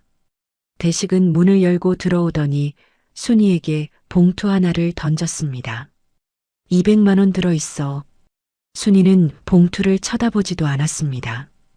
대식이 차갑게 말했습니다. 이혼하고 그의 입양 보내. 이게 마지막 기회야. 순이가 고개를 저었습니다. 싫어요. 대식의 얼굴이 일그러졌습니다. 대식은 주머니에서 서류 한 장을 꺼냈습니다. 이미 입양 서류 다 준비했어. 미국으로 보낼 거야. 순이는 깜짝 놀랐습니다. 뭐라고요? 대식이 비웃었습니다. 넌 선택권이 없어. 영식이가 이미 동의했거든. 순이는 믿을 수 없다는 표정으로 대식을 바라봤습니다. 대식이 말을 이었습니다. 일주일 안에 내가 직접 데려가든지 아니면 내가 강제로 데려가든지 둘 중 하나야. 순이는 무릎이 꺾였습니다. 그녀는 바닥에 주저앉아 울었습니다.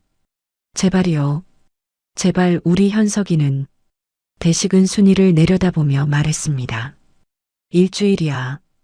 그 안에 결정 안 하면 내가 알아서 처리한다.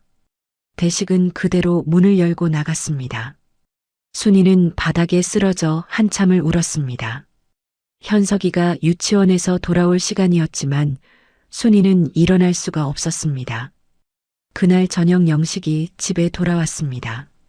순이는 부엌 바닥에 앉아 있었습니다. 눈이 퉁퉁 부어 있었습니다. 영식은 순이를 보고도 아무 말 하지 않았습니다. 순이가 떨리는 목소리로 물었습니다. 형님이 오셨어요. 영식은 고개를 돌렸습니다. 순이가 다시 물었습니다. 입양 서류에 동의했어요? 영식은 여전히 대답하지 않았습니다. 침묵이 대답이었습니다. 순이는 영식 앞에 무릎을 꿇었습니다. 제발이요. 현석이만은. 영식이 고개를 저었습니다. 이미 늦었어. 형님이 다 준비했어. 순이가 영식의 바지를 붙잡았습니다. 당신이 막을 수 있잖아요. 영식이 순이의 손을 뿌리쳤습니다. 못 막아. 형님 말을 안 들으면 나도 죽어. 순이는 영식을 올려다봤습니다. 그 눈빛에는 배신감과 절망이 가득했습니다. 영식은 순이를 피해 방으로 들어갔습니다.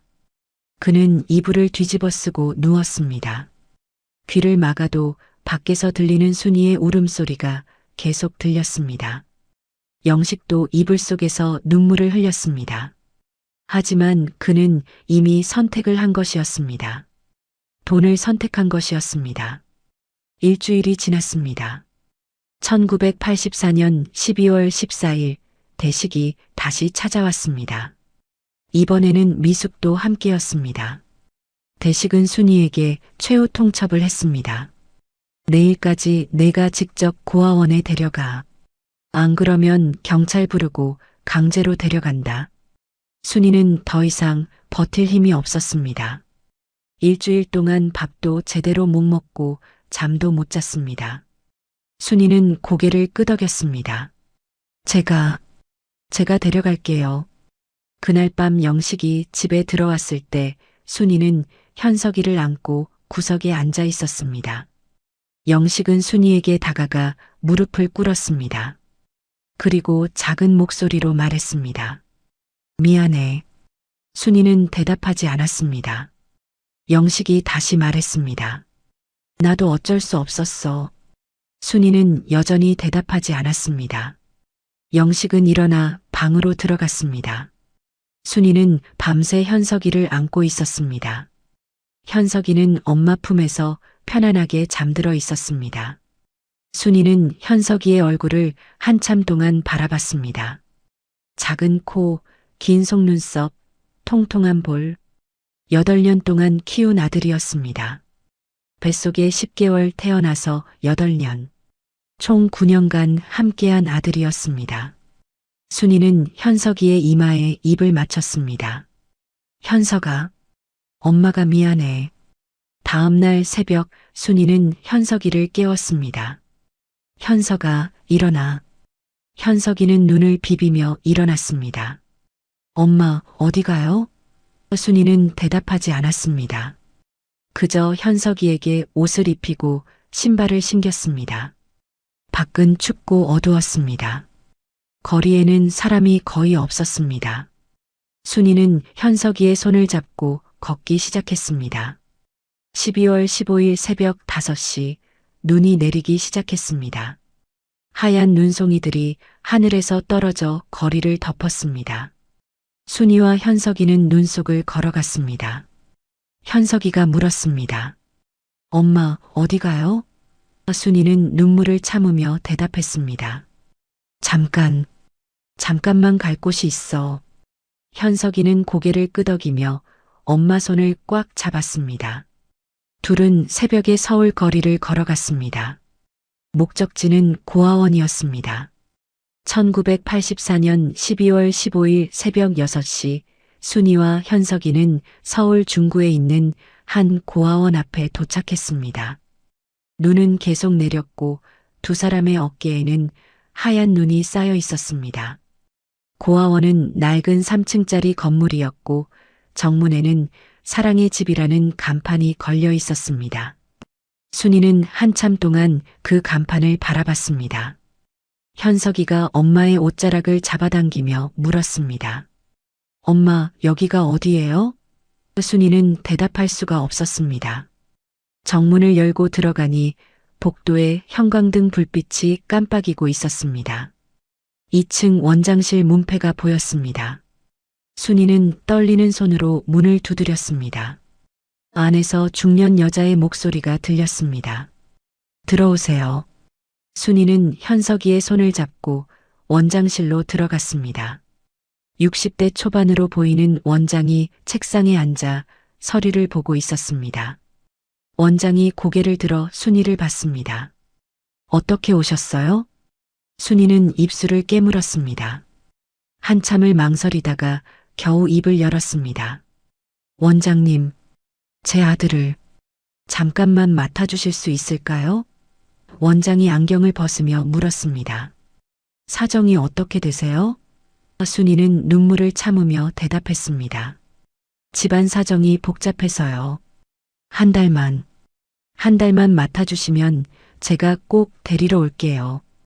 원장은 순이를 가만히 바라봤습니다. 이런 경우를 수없이 봐왔기 때문에 무슨 사정인지 대충 짐작이 갔습니다. 원장이 물었습니다. 입양이 아니라 일시 보호인가요? 순이는 급하게 고개를 끄덕였습니다. 네, 절대 입양 아닙니다. 제가 꼭 데리러 올게요. 약속할게요. 원장은 한숨을 쉬며 서류를 꺼냈습니다. 일시 보호는 한 달에 5만 원이에요. 선불로 내셔야 하고요. 순이는 주머니에서 구겨진 지폐들을 꺼냈습니다. 그동안 모아둔 돈 전부였습니다. 2만 원뿐이었습니다. 순이가 떨리는 목소리로 말했습니다. 지금은 2만 원밖에 없는데 나머지는 나중에 드릴게요. 원장은 고개를 저었습니다. 원칙적으로는 선불이지만 순이의 눈빛을 보고 원장은 마음이 약해졌습니다. 알았어요. 일단 2만 원만 받을게요.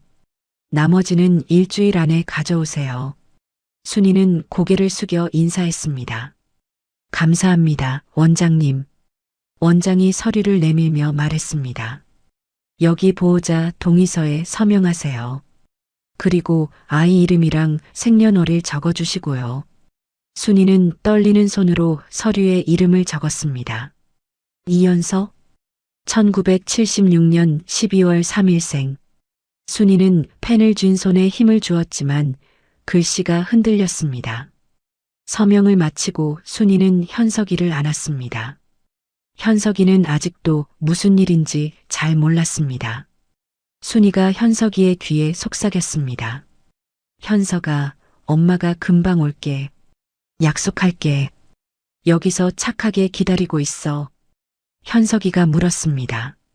엄마는 어디 가요? 순이는 대답할 수 없었습니다. 그저 현석이를 더 세게 안을 뿐이었습니다. 원장이 현석이의 손을 잡았습니다. 현석아, 이모랑 같이 가자. 여기 재미있는 친구들이 많아. 현석이는 엄마를 돌아봤습니다. 순이는 고개를 끄덕이며 웃으려고 애썼습니다. 현석이는 원장을 따라 문 밖으로 나갔습니다. 복도를 걸어가며 현석이는 계속 뒤를 돌아봤습니다. 엄마가 자신을 바라보고 있었습니다. 현석이가 손을 흔들자 순이도 손을 흔들었습니다. 그리고 현석이가 계단을 내려가 보이지 않자 순이는 그 자리에 주저앉아 울기 시작했습니다. 순이는 1시간쯤 고아원 앞에 서 있었습니다. 눈은 계속 내렸고 순이의 온몸은 눈으로 뒤덮였습니다. 하지만 순이는 움직이지 않았습니다. 3층 어딘가에 현석이가 있다는 생각에 발이 떨어지지 않았습니다. 결국 순이는 발걸음을 돌렸습니다. 눈 덮인 거리를 걸어 집으로 돌아왔습니다. 집에는 영식이 없었습니다. 순이는 빈 방에 혼자 앉아 밤새 울었습니다. 다음 날 아침 12월 16일 새벽 5시 순이는 잠에서 깨자마자 고아원으로 달려갔습니다.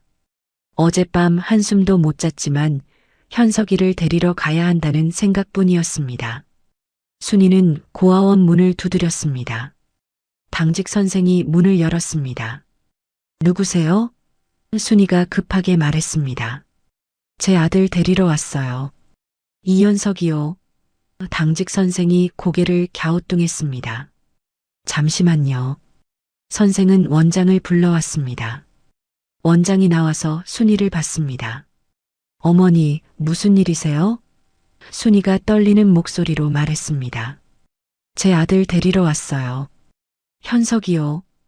원장의 얼굴이 굳었습니다. 어머니, 현석이는 어제 오후에 입양 갔어요. 순이는 귀를 의심했습니다. 뭐라고요? 원장이 다시 말했습니다. 어제 오후 3시쯤 입양 가셨어요.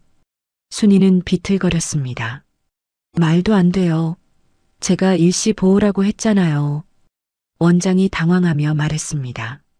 하지만 여기 서류에 입양동이라고 되어 있는데요. 원장은 어제 순이가 작성한 서류를 보여줬습니다. 순이는 서류를 낚아챘습니다. 서류를 보는 순간 순이는 숨이 막혔습니다. 분명히 자신은 일시 보호란에 체크했는데 서류에는 입양 동의에 체크가 되어 있었습니다. 그리고 자신의 서명도 미묘하게 달랐습니다. 누군가 서류를 바꿔친 것이었습니다. 순이가 소리쳤습니다. 이거 제 서명 아니에요. 누가 바꿨어요? 원장도 당황했습니다. 그럴 리가요. 어머니가 어제 직접 서명하신 거잖아요. 순이는 서류를 다시 살펴봤습니다. 입양 가족 정보란에는 미국 뉴욕 한인 가정이라고 적혀 있었습니다. 그리고 입양 날짜는 12월 15일 오후 3시. 순이가 고아원을 떠난 지 불과 6시간 만이었습니다. 순이는 무릎이 꺾였습니다. 안 돼요. 안 돼. 원장이 순이를 부축하며 말했습니다. 어머니, 진정하세요. 혹시 착오가 있었으면 경찰에 신고하세요. 순이는 정신을 차리고 원장에게 물었습니다. 입양 가족이 누구였어요? 얼굴 보셨어요? 원장이 고개를 저었습니다. 제가 자리를 비운 사이에 처리됐어요. 당직 선생한테 물어봐야 할 것 같은데 지금은 퇴근했고요. 순이가 다시 물었습니다. 서류는요? 입양 서류 원본은 어디 있어요? 원장이 대답했습니다. 구청에 제출됐을 거예요. 순이는 고아원을 뛰쳐나와 구청으로 달려갔습니다. 하지만 구청은 아직 문을 열지 않았습니다. 순이는 구청 앞에서 2시간을 기다렸습니다. 아침 9시가 되자 구청 문이 열렸습니다. 순이는 민원실로 달려가 소리쳤습니다. 제 아들 입양 서류 취소해 주세요. 민원 담당자가 당황하며 순이를 진정시켰습니다. 어머니, 천천히 말씀하세요. 무슨 일이세요? 순이는 떨리는 목소리로 사정을 설명했습니다. 담당자는 컴퓨터로 서류를 확인했습니다. 이현석 군 맞으시죠? 어제 입양 서류가 접수됐네요. 순이가 말했습니다. 그게 잘못된 거예요. 제가 동의 안 했어요. 담당자가 서류를 출력해 보여줬습니다. 여기 보호자 서명이 있는데요. 순이는 서류를 받습니다. 분명히 자신의 이름이 적혀 있었지만 서명 필체가 미묘하게 달랐습니다. 이거 제 서명 아니에요. 순이가 소리쳤습니다.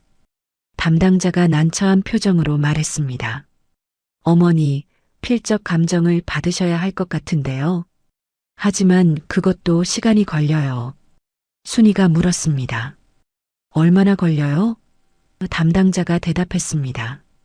한 달은 걸릴 거예요. 순이는 절망했습니다. 한 달이면 현석이는 이미 미국에 가고 없을 것입니다. 순이가 다시 물었습니다. 입양 가족 정보 알 수 있어요? 담당자가 고개를 저었습니다. 해외 입양은 비공개예요. 개인정보라서 알려드릴 수 없어요. 순이는 구청을 나와 경찰서로 갔습니다. 하지만 경찰도 별 도움이 되지 않았습니다. 서류상으로는 문제가 없어 보이는데요. 필적 감정을 받아서 위조가 증명되면 그때 수사할 수 있습니다. 순이는 다시 집으로 돌아왔습니다. 영식이 집에 있었습니다. 순이는 영식을 보자마자 멱살을 잡았습니다. 당신이 한 거지? 영식은 고개를 돌렸습니다. 순이가 다시 물었습니다. 형님이 서류를 바꿨어? 영식은 한참을 침묵하다가 작은 목소리로 말했습니다. 형님이 알아서 처리했대. 순이는 영식의 멱살을 놓고 벽에 기댔습니다. 내 아들 어디 갔어? 당장 데려와. 영식이 말했습니다. 이미 늦었어. 미국 갔어. 순이는 그 자리에 주저앉았습니다. 언제? 영식이 대답했습니다. 어제 저녁 비행기로. 순이는 더 이상 말을 할 수 없었습니다. 그저 바닥에 쓰러져 울기만 했습니다. 며칠 후 대식이 영식을 불렀습니다. 대식은 영식에게 통장 하나를 건넸습니다. 2천만 원 들어있어. 약속대로 준다.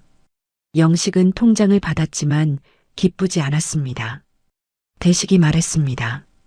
잘했어, 영식아. 이제 우리가 잘 살 차례야. 하지만 영식의 귀에는 집에서 들려오는 순이의 울음소리만 들렸습니다. 순이는 며칠 동안 밥도 먹지 않고 현석이만 찾으며 울었습니다. 한 달 후 영식은 순이에게 이혼 서류를 내밀었습니다. 우리 이혼하자. 순이는 서류를 찢어버렸습니다. 하지만 영식은 강제로 이혼 소송을 진행했습니다. 대식이 변호사를 고용해 모든 걸 처리했습니다. 1985년 3월 둘은 법적으로 이혼했습니다. 순이는 다시 혼자가 됐습니다. 그녀는 쪽방을 나와 다시 판잣집으로 돌아갔습니다. 하지만 이번에는 현석이가 없었습니다. 순이는 그날부터 40년 동안 현석이를 찾아다녔습니다. 낮에는 공장에서 일하고 밤에는 도서관에 가서 미국 입양 관련 자료를 찾았습니다. 돈을 모아 사설 탐정을 고용했지만 입양 기록이 비공개라 찾을 수가 없었습니다. 1990년에는 미국까지 갔습니다. 뉴욕 한인타운을 샅샅이 뒤졌지만 현석이를 찾지 못했습니다. 순이는 포기하지 않았습니다. 40년 동안 단 하루도 현석이를 잊은 적이 없었습니다. 매일 밤 현석이의 이름을 부르며 잠들었습니다. 현석아, 엄마가 미안해. 엄마가 꼭 찾을게. 시간이 흘러 1997년이 됐습니다. 13년이 지난 동안 대식의 건설회사는 승승장구했습니다. 강남 재개발 붐을 타고 회사 규모는 계속 커졌고 대식은 재계에서 어느 정도 이름을 알리게 됐습니다.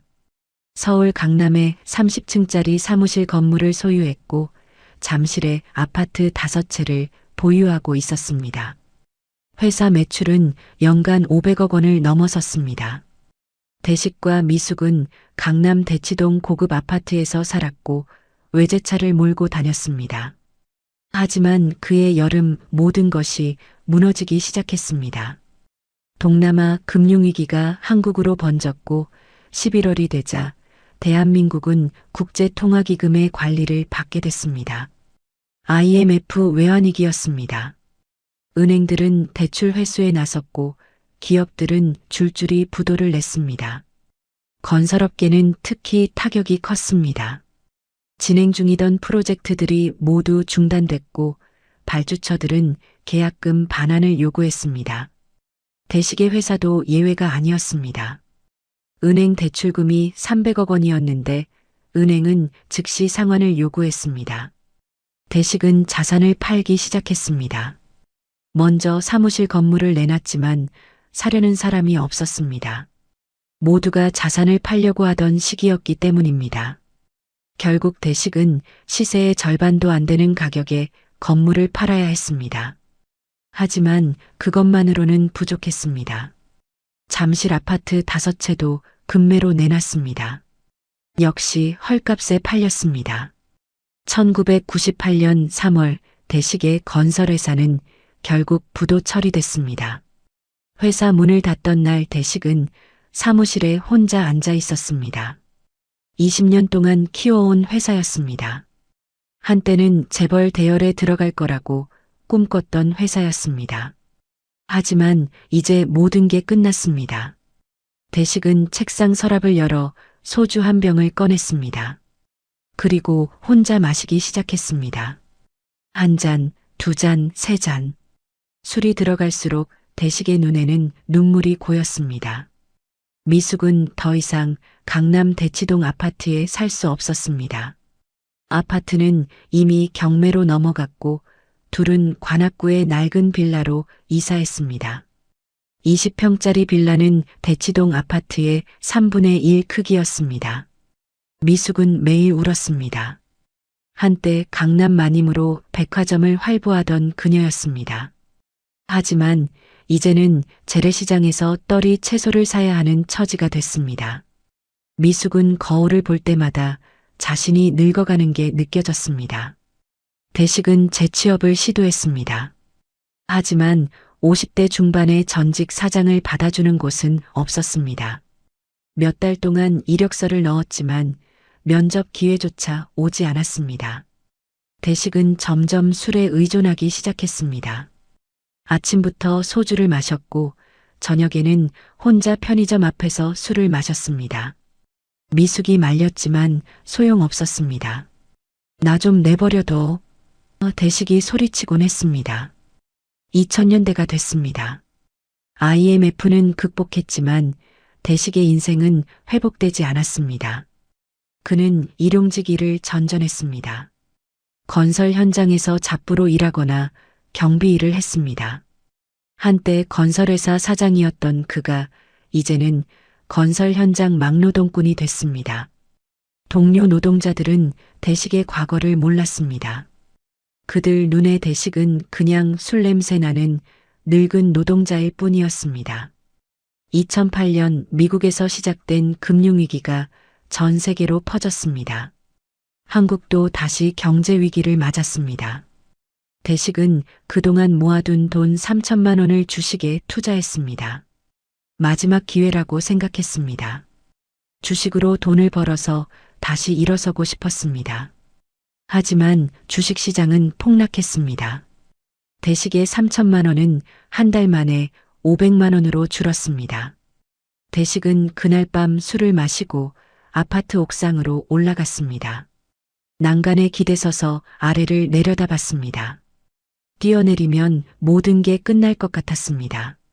하지만 대식은 뛰어내리지 못했습니다. 겁이 났습니다. 죽는 것도 용기가 필요했는데 그 용기조차 없었습니다. 대식은 옥상에서 내려와 집으로 돌아왔습니다. 미숙이 소파에 앉아 텔레비전을 보고 있었습니다. 대식은 미숙을 보며 말했습니다. 여보, 미안해.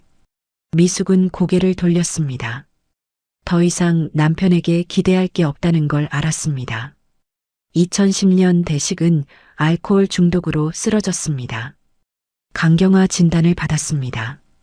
30년 넘게 마신 술이 간을 망가뜨린 것입니다. 의사는 더 이상 술을 마시면 안 된다고 경고했습니다. 하지만 대식은 술을 끊지 못했습니다.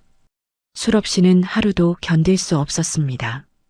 그해 겨울, 대식은 길에서 쓰러졌습니다. 지나가던 사람이 구급차를 불렀고 대식은 병원 응급실로 실려갔습니다. 의사는 알코올성 치매 초기라고 진단했습니다. 뇌가 이미 상당히 손상됐다고 했습니다. 대식은 요양병원으로 옮겨졌습니다. 한 달 병원비가 200만 원이었습니다. 미숙은 어떻게든 돈을 마련해야 했습니다.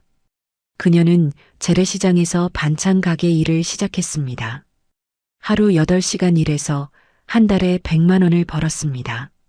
하지만 병원비 200만 원을 감당할 수 없었습니다. 미숙은 영식에게 전화를 걸었습니다. 15년 만에 처음 하는 통화였습니다. 영식아, 나 형수야. 영식은 놀랐습니다. 형수의 목소리를 듣는 게 얼마만인지 몰랐습니다. 미숙이 말했습니다. 당신 형님이 요양병원에 계셔. 병원비 좀 도와줄 수 없겠니? 영식은 난처했습니다. 형수님, 저도 형편이 어려워요. 미숙의 목소리가 떨렸습니다. 그럼 어떻게 해?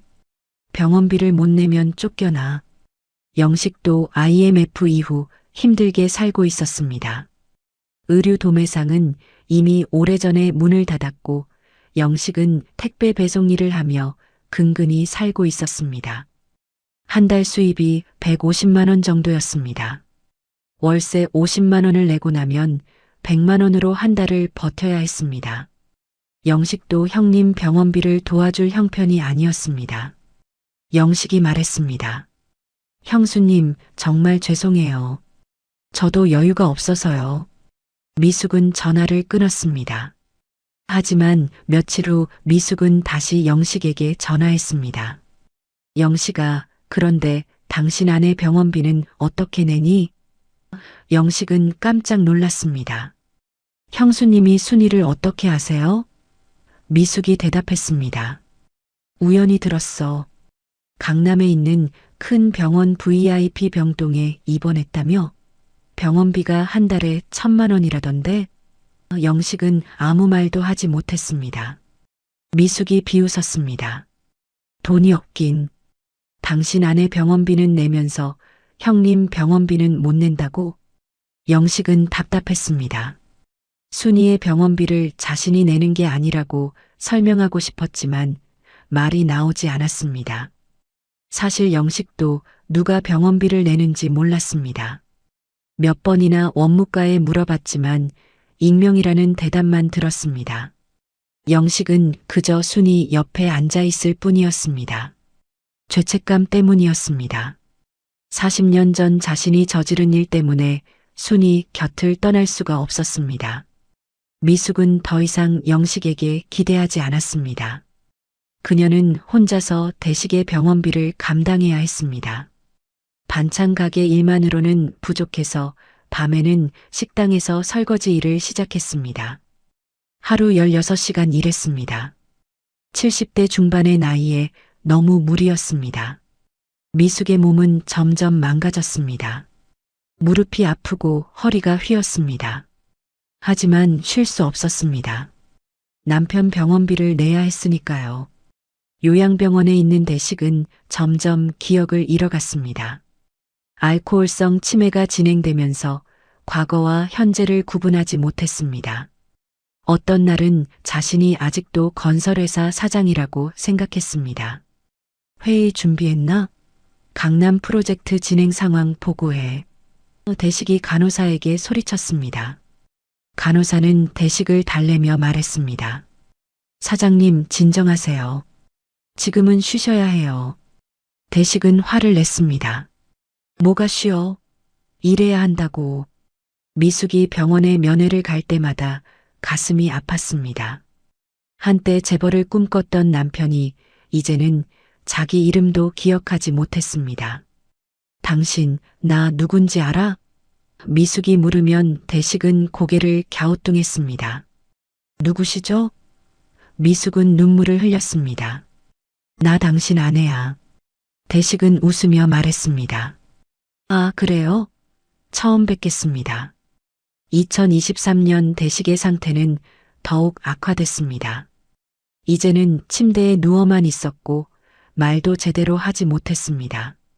의사는 앞으로 몇 년 더 살 수 있을지 모르겠다고 했습니다. 미숙은 지쳤습니다. 10년 넘게 혼자 병원비를 감당하며 남편을 돌봤습니다. 하지만 이제는 한계였습니다. 미숙은 다시 영식에게 전화를 걸었습니다. 영식아, 제발 좀 도와줘. 난 더 이상 못 버티겠어. 영식은 미안했지만 어쩔 수 없었습니다. 형수님, 정말 죄송해요.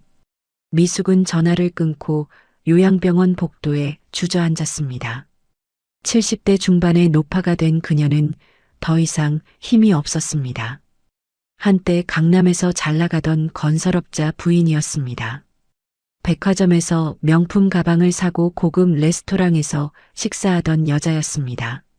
하지만 이제는 재래시장 반찬 가게에서 일하며 남편 병원비를 대는 노파가 됐습니다. 미숙은 복도에서 한참을 울었습니다. 2024년 순이가 뇌종양 진단을 받았다는 소식을 영식이 들었습니다. 영식은 순이가 입원한 병원을 찾아갔습니다. 그리고 그곳에서 이상한 청소부를 만났습니다. 매일 새벽 순이의 병실만 청소하는 젊은 남자였습니다. 영식은 그 남자를 볼 때마다 묘한 느낌이 들었습니다. 어디선가 본 것 같은, 하지만 기억나지 않는 그런 느낌이었습니다. 영식은 불안했습니다. 마치 40년 전 어느 겨울날이 다시 돌아온 것 같은 그런 불안함이었습니다. 2024년 2월 어느 화요일 오후 영식은 병원 1층 로비에서 낯선 남자를 만났습니다. 50대 중반으로 보이는 이 남자는 깔끔한 정장을 입고 있었고 손에는 서류 가방을 들고 있었습니다. 남자가 영식에게 다가와 명함을 건넸습니다. 안녕하세요. 박민수 변호사입니다. 영식은 당황하며 명함을 받았습니다. 저한테 무슨 일이십니까? 박 변호사가 차분한 목소리로 말했습니다. 잠시 상담실에서 이야기 좀 나눌 수 있을까요? 영식은 불안한 마음으로 박 변호사를 따라갔습니다. 병원 2층에 있는 법률 상담실로 들어가니 이미 미숙이 앉아 있었습니다. 영식이 놀라서 물었습니다. 형수님은 왜 여기 계세요? 박 변호사가 대답했습니다. 제가 두 분을 모두 모셨습니다. 영식과 미숙은 서로를 바라봤습니다. 10년 만에 만나는 자리였지만 반갑지 않았습니다. 박 변호사가 의자를 권하며 말했습니다. 앉으세요. 중요한 이야기를 해드려야 합니다. 박 변호사는 서류 가방에서 두꺼운 파일을 꺼냈습니다. 그리고 천천히 입을 열었습니다. 두 분 700일 호실에 입원한 순이 씨를 아시죠? 영식이 고개를 끄덕였습니다. 박 변호사가 계속 말했습니다. 그분의 병원비를 누가 내는지 궁금하셨을 겁니다. 영식과 미숙은 긴장한 표정으로 박 변호사를 바라봤습니다. 박 변호사가 파일을 펼치며 말했습니다. 순이 씨의 아들 이현석 씨가 내고 계십니다. 영식의 얼굴이 창백해졌습니다. 현석이가 살아있습니까? 박 변호사가 고개를 끄덕였습니다. 네, 살아계십니다.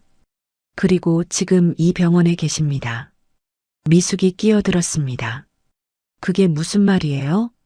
박 변호사가 서류를 하나씩 꺼내 보여주기 시작했습니다. 이현석 씨는 1984년 12월 15일 미국 뉴욕의 한인 가정에 입양됐습니다. 양부모는 건설 현장에서 일하는 노동자였습니다.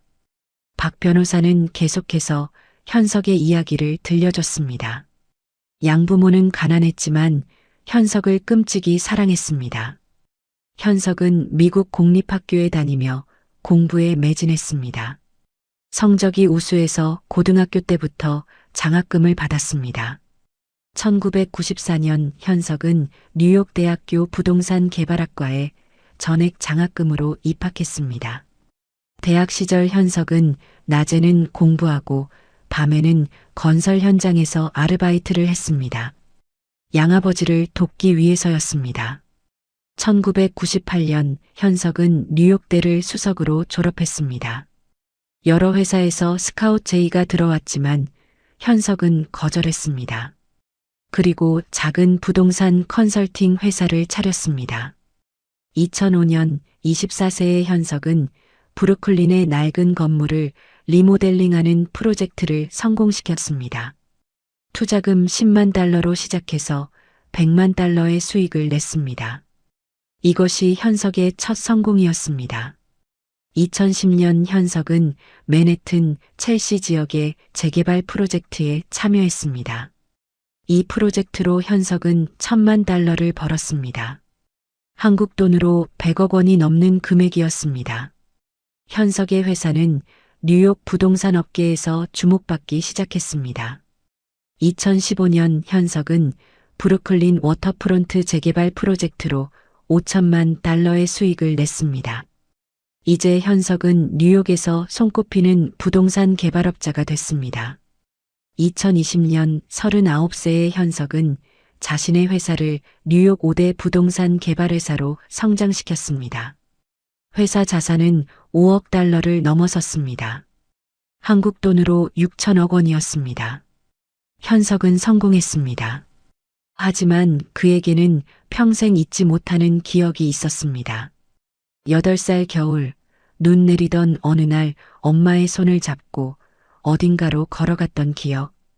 그리고 다음 날부터 엄마가 사라진 기억. 현석은 양부모를 사랑했지만 친엄마를 잊을 수 없었습니다. 2010년부터 현석은 한국의 사설 탐정을 고용했습니다. 친엄마를 찾기 위해서였습니다. 하지만 입양 기록이 조작되어 있어서 찾기가 쉽지 않았습니다. 현석은 포기하지 않았습니다. 해마다 100만 달러씩 수사비로 썼습니다. 13년 동안 1,300만 달러를 썼습니다. 한국 돈으로 160억 원이었습니다. 그리고 마침내 2023년 1월 현석은 친엄마를 찾았습니다. 박 변호사가 말을 이었습니다. 현석 씨는 엄마를 찾았지만 뇌종양 말기였습니다. 의사는 1년 정도 남았다고 했습니다. 영식은 숨이 막혔습니다. 박 변호사가 계속 말했습니다. 현석 씨는 엄마가 편안하게 마지막을 맞이하길 원했습니다. 그래서 최고의 병원, 최고의 병실을 마련했습니다. 그리고 매일 새벽 엄마 곁을 지키고 있습니다. 미숙이 떨리는 목소리로 물었습니다. 그럼 그 청소부가? 박 변호사가 고개를 끄덕였습니다. 네, 이현석 씨입니다. 영식은 충격에 빠졌습니다. 매일 아침 마주쳤던 그 청소부가 현석이었다니. 40년 만에 다시 만난 현석이었다니. 영식의 손이 떨렸습니다. 박 변호사가 서류를 더 꺼내며 말했습니다. 현석 씨는 40년 동안 엄마를 찾아다녔습니다.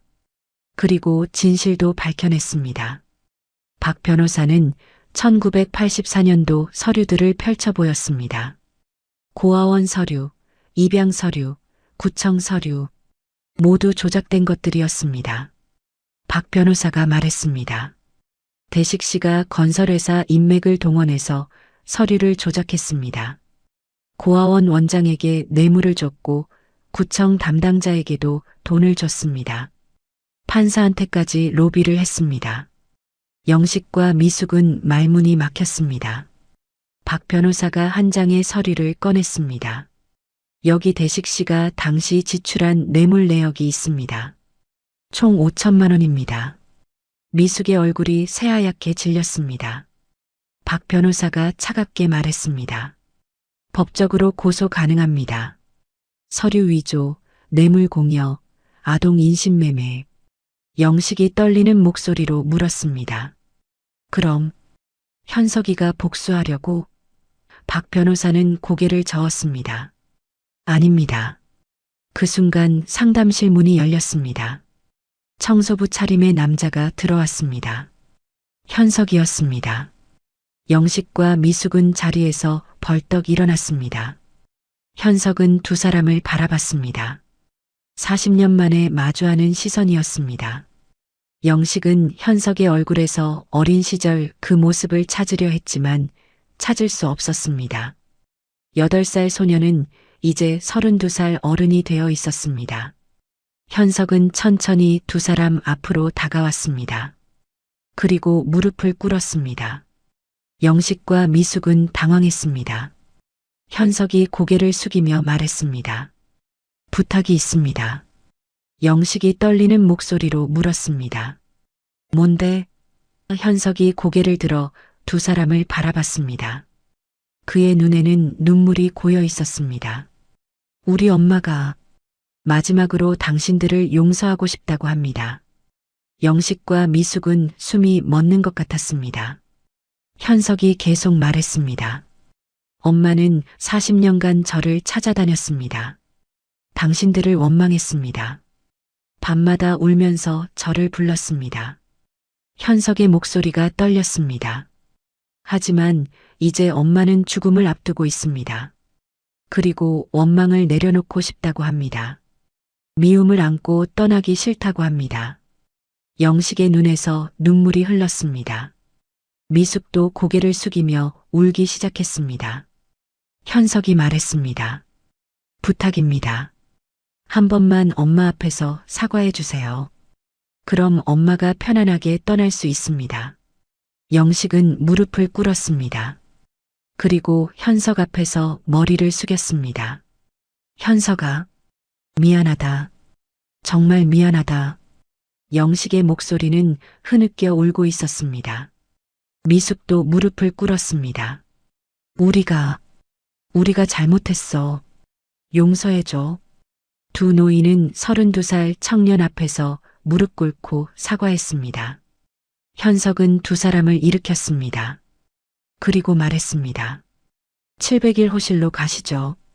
엄마가 기다리고 있습니다. 네 사람은 상담실을 나와 엘리베이터를 탔습니다. 7층으로 올라가는 동안 아무도 말하지 않았습니다. 엘리베이터 안은 침묵으로 가득했습니다. 영식은 가슴이 두근거렸습니다. 40년 만에 다시 보는 순이, 자신이 저버렸던 여자, 자신 때문에 아들을 잃었던 여자, 그녀를 마주할 용기가 있을까요? 700일 호실 앞에 도착했습니다.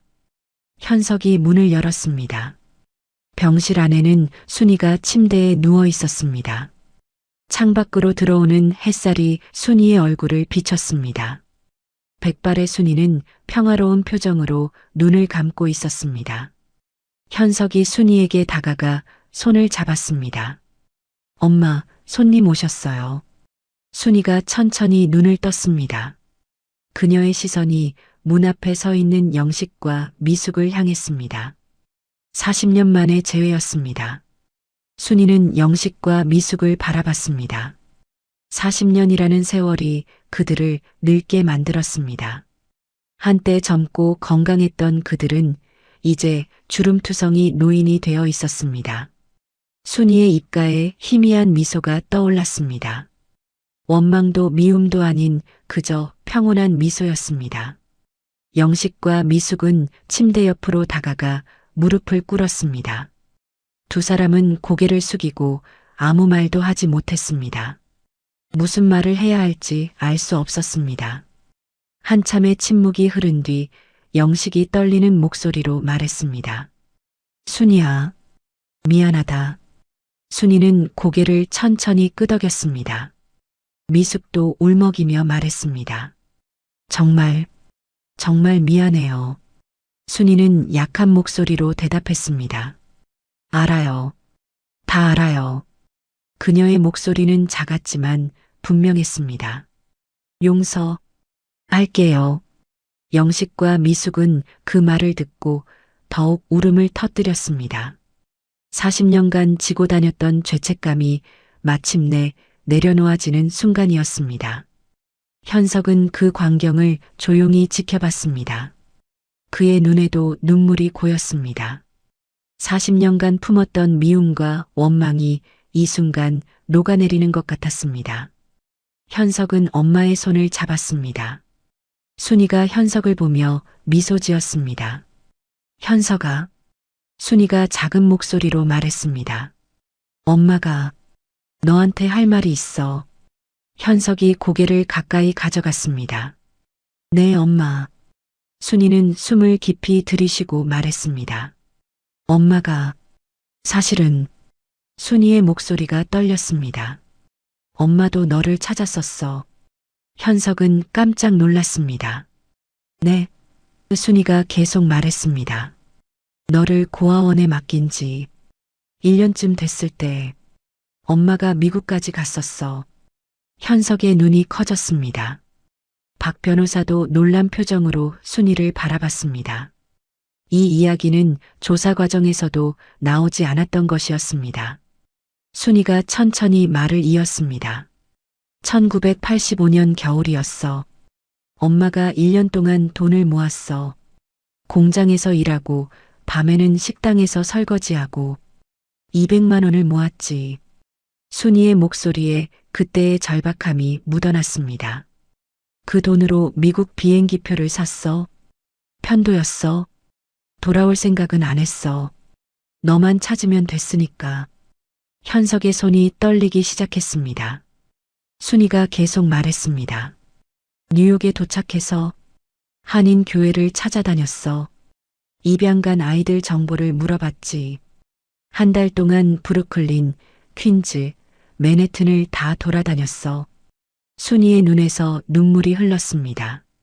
그러다가 어느 일요일 퀸즈에 있는 작은 교회에서 너를 봤어.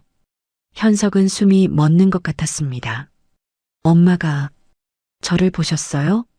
순이가 고개를 끄덕였습니다. 응, 너였어. 분명히 너였어. 9살이 된 내가 양아버지 손을 잡고 교회 마당에서 놀고 있더라. 순이는 그날을 생생히 기억했습니다. 엄마는 교회 담장 밖에서 너를 봤어. 1시간 동안 그냥 서서 너를 봤지. 현석의 눈에서 눈물이 쏟아졌습니다. 엄마, 순이가 말했습니다. 근데 내가 너무 행복해 보였어. 순이의 목소리가 더욱 떨렸습니다. 양아버지가 너를 안아 올리고 너는 깔깔 웃으면서 그렇게 좋아하더라. 순이는 잠시 말을 멈췄습니다. 양어머니도 나왔어. 점심 도시락을 들고 세 식구가 교회 마당에서 도시락을 먹는데 순이의 목소리가 흐느껴 나왔습니다. 너무 행복해 보였어. 현석은 고개를 떨구었습니다. 순이가 계속 말했습니다. 엄마는 그때 생각했어. 내가 너를 데려가면 또 가난하게 살 거야. 판잣집에서 굶으면서 추위에 떨면서. 순이는 눈물을 흘렸습니다. 근데 지금 너는 따뜻한 집에서 살고 좋은 부모님 밑에서 행복하게 자라고 있잖아. 순이의 목소리가 잦아들었습니다. 엄마가 너의 행복을 빼앗을 수는 없었어. 현석은 엄마의 손을 꽉 잡았습니다. 엄마. 순이가 현석의 손을 쓰다듬으며 말했습니다. 그래서 엄마는 그냥 돌아왔어.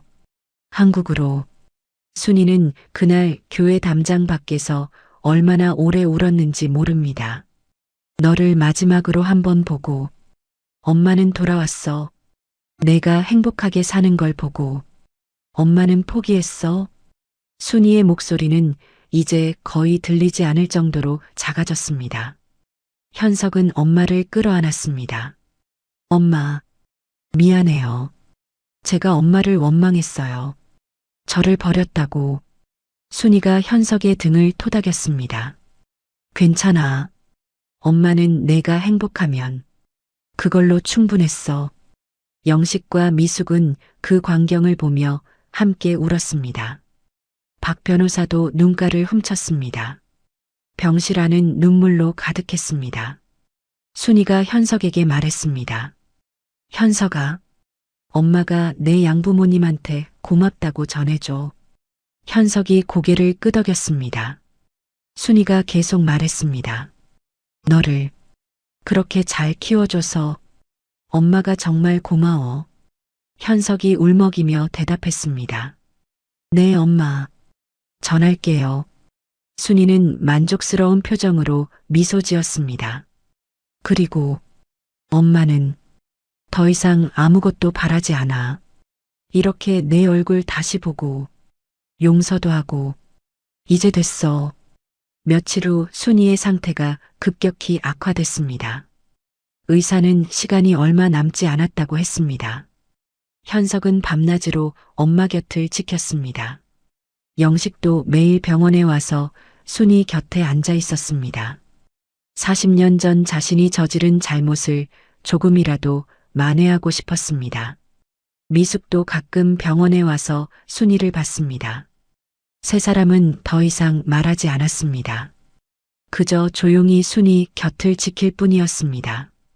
2024년 2월 10일 오전 6시 순이는 평화롭게 숨을 거두었습니다. 현석이 엄마의 손을 잡고 있었습니다.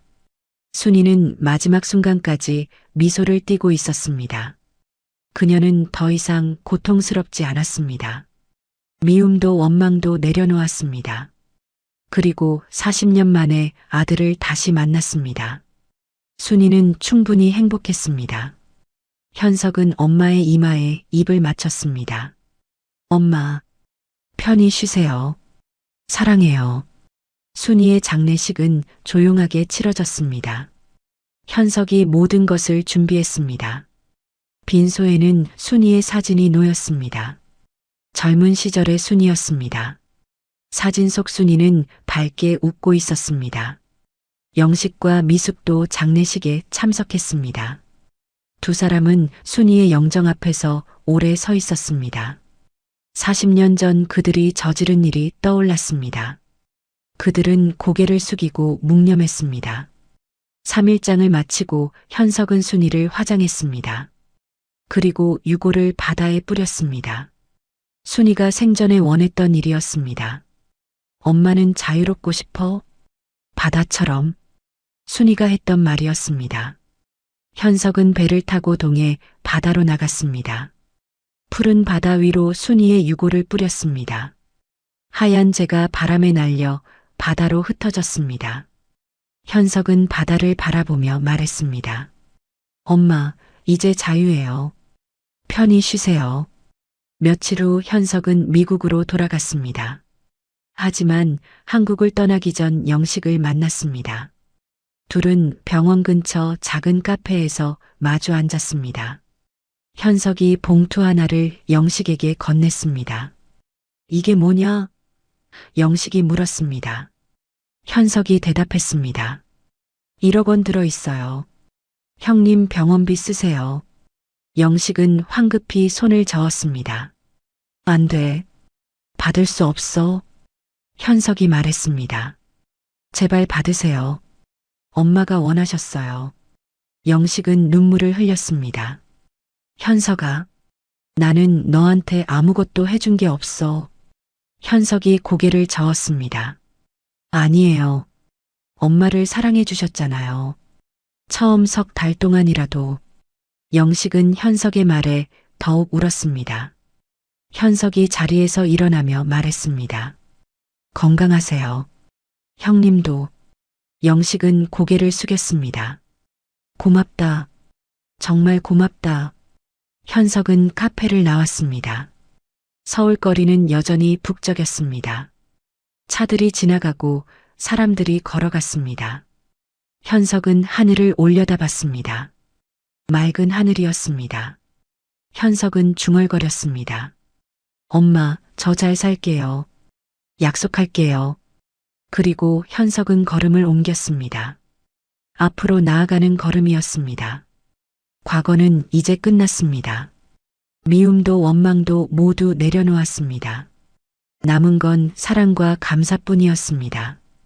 영식은 그날 이후 술을 끊었습니다. 그리고 형 대식의 병원비를 냈습니다. 현석이 준 돈으로 3년치 병원비를 선불로 냈습니다. 미숙은 영식에게 고마워했습니다. 정말 고마워, 영식아. 영식은 대답했습니다.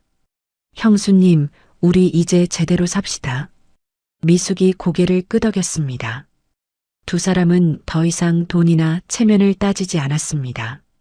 그저 남은 인생을 조용히 살고 싶었습니다. 몇 년이 흘렀습니다.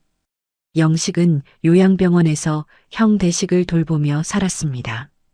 대식은 여전히 기억을 잃은 채 살고 있었지만 영식은 매일 형을 찾아갔습니다.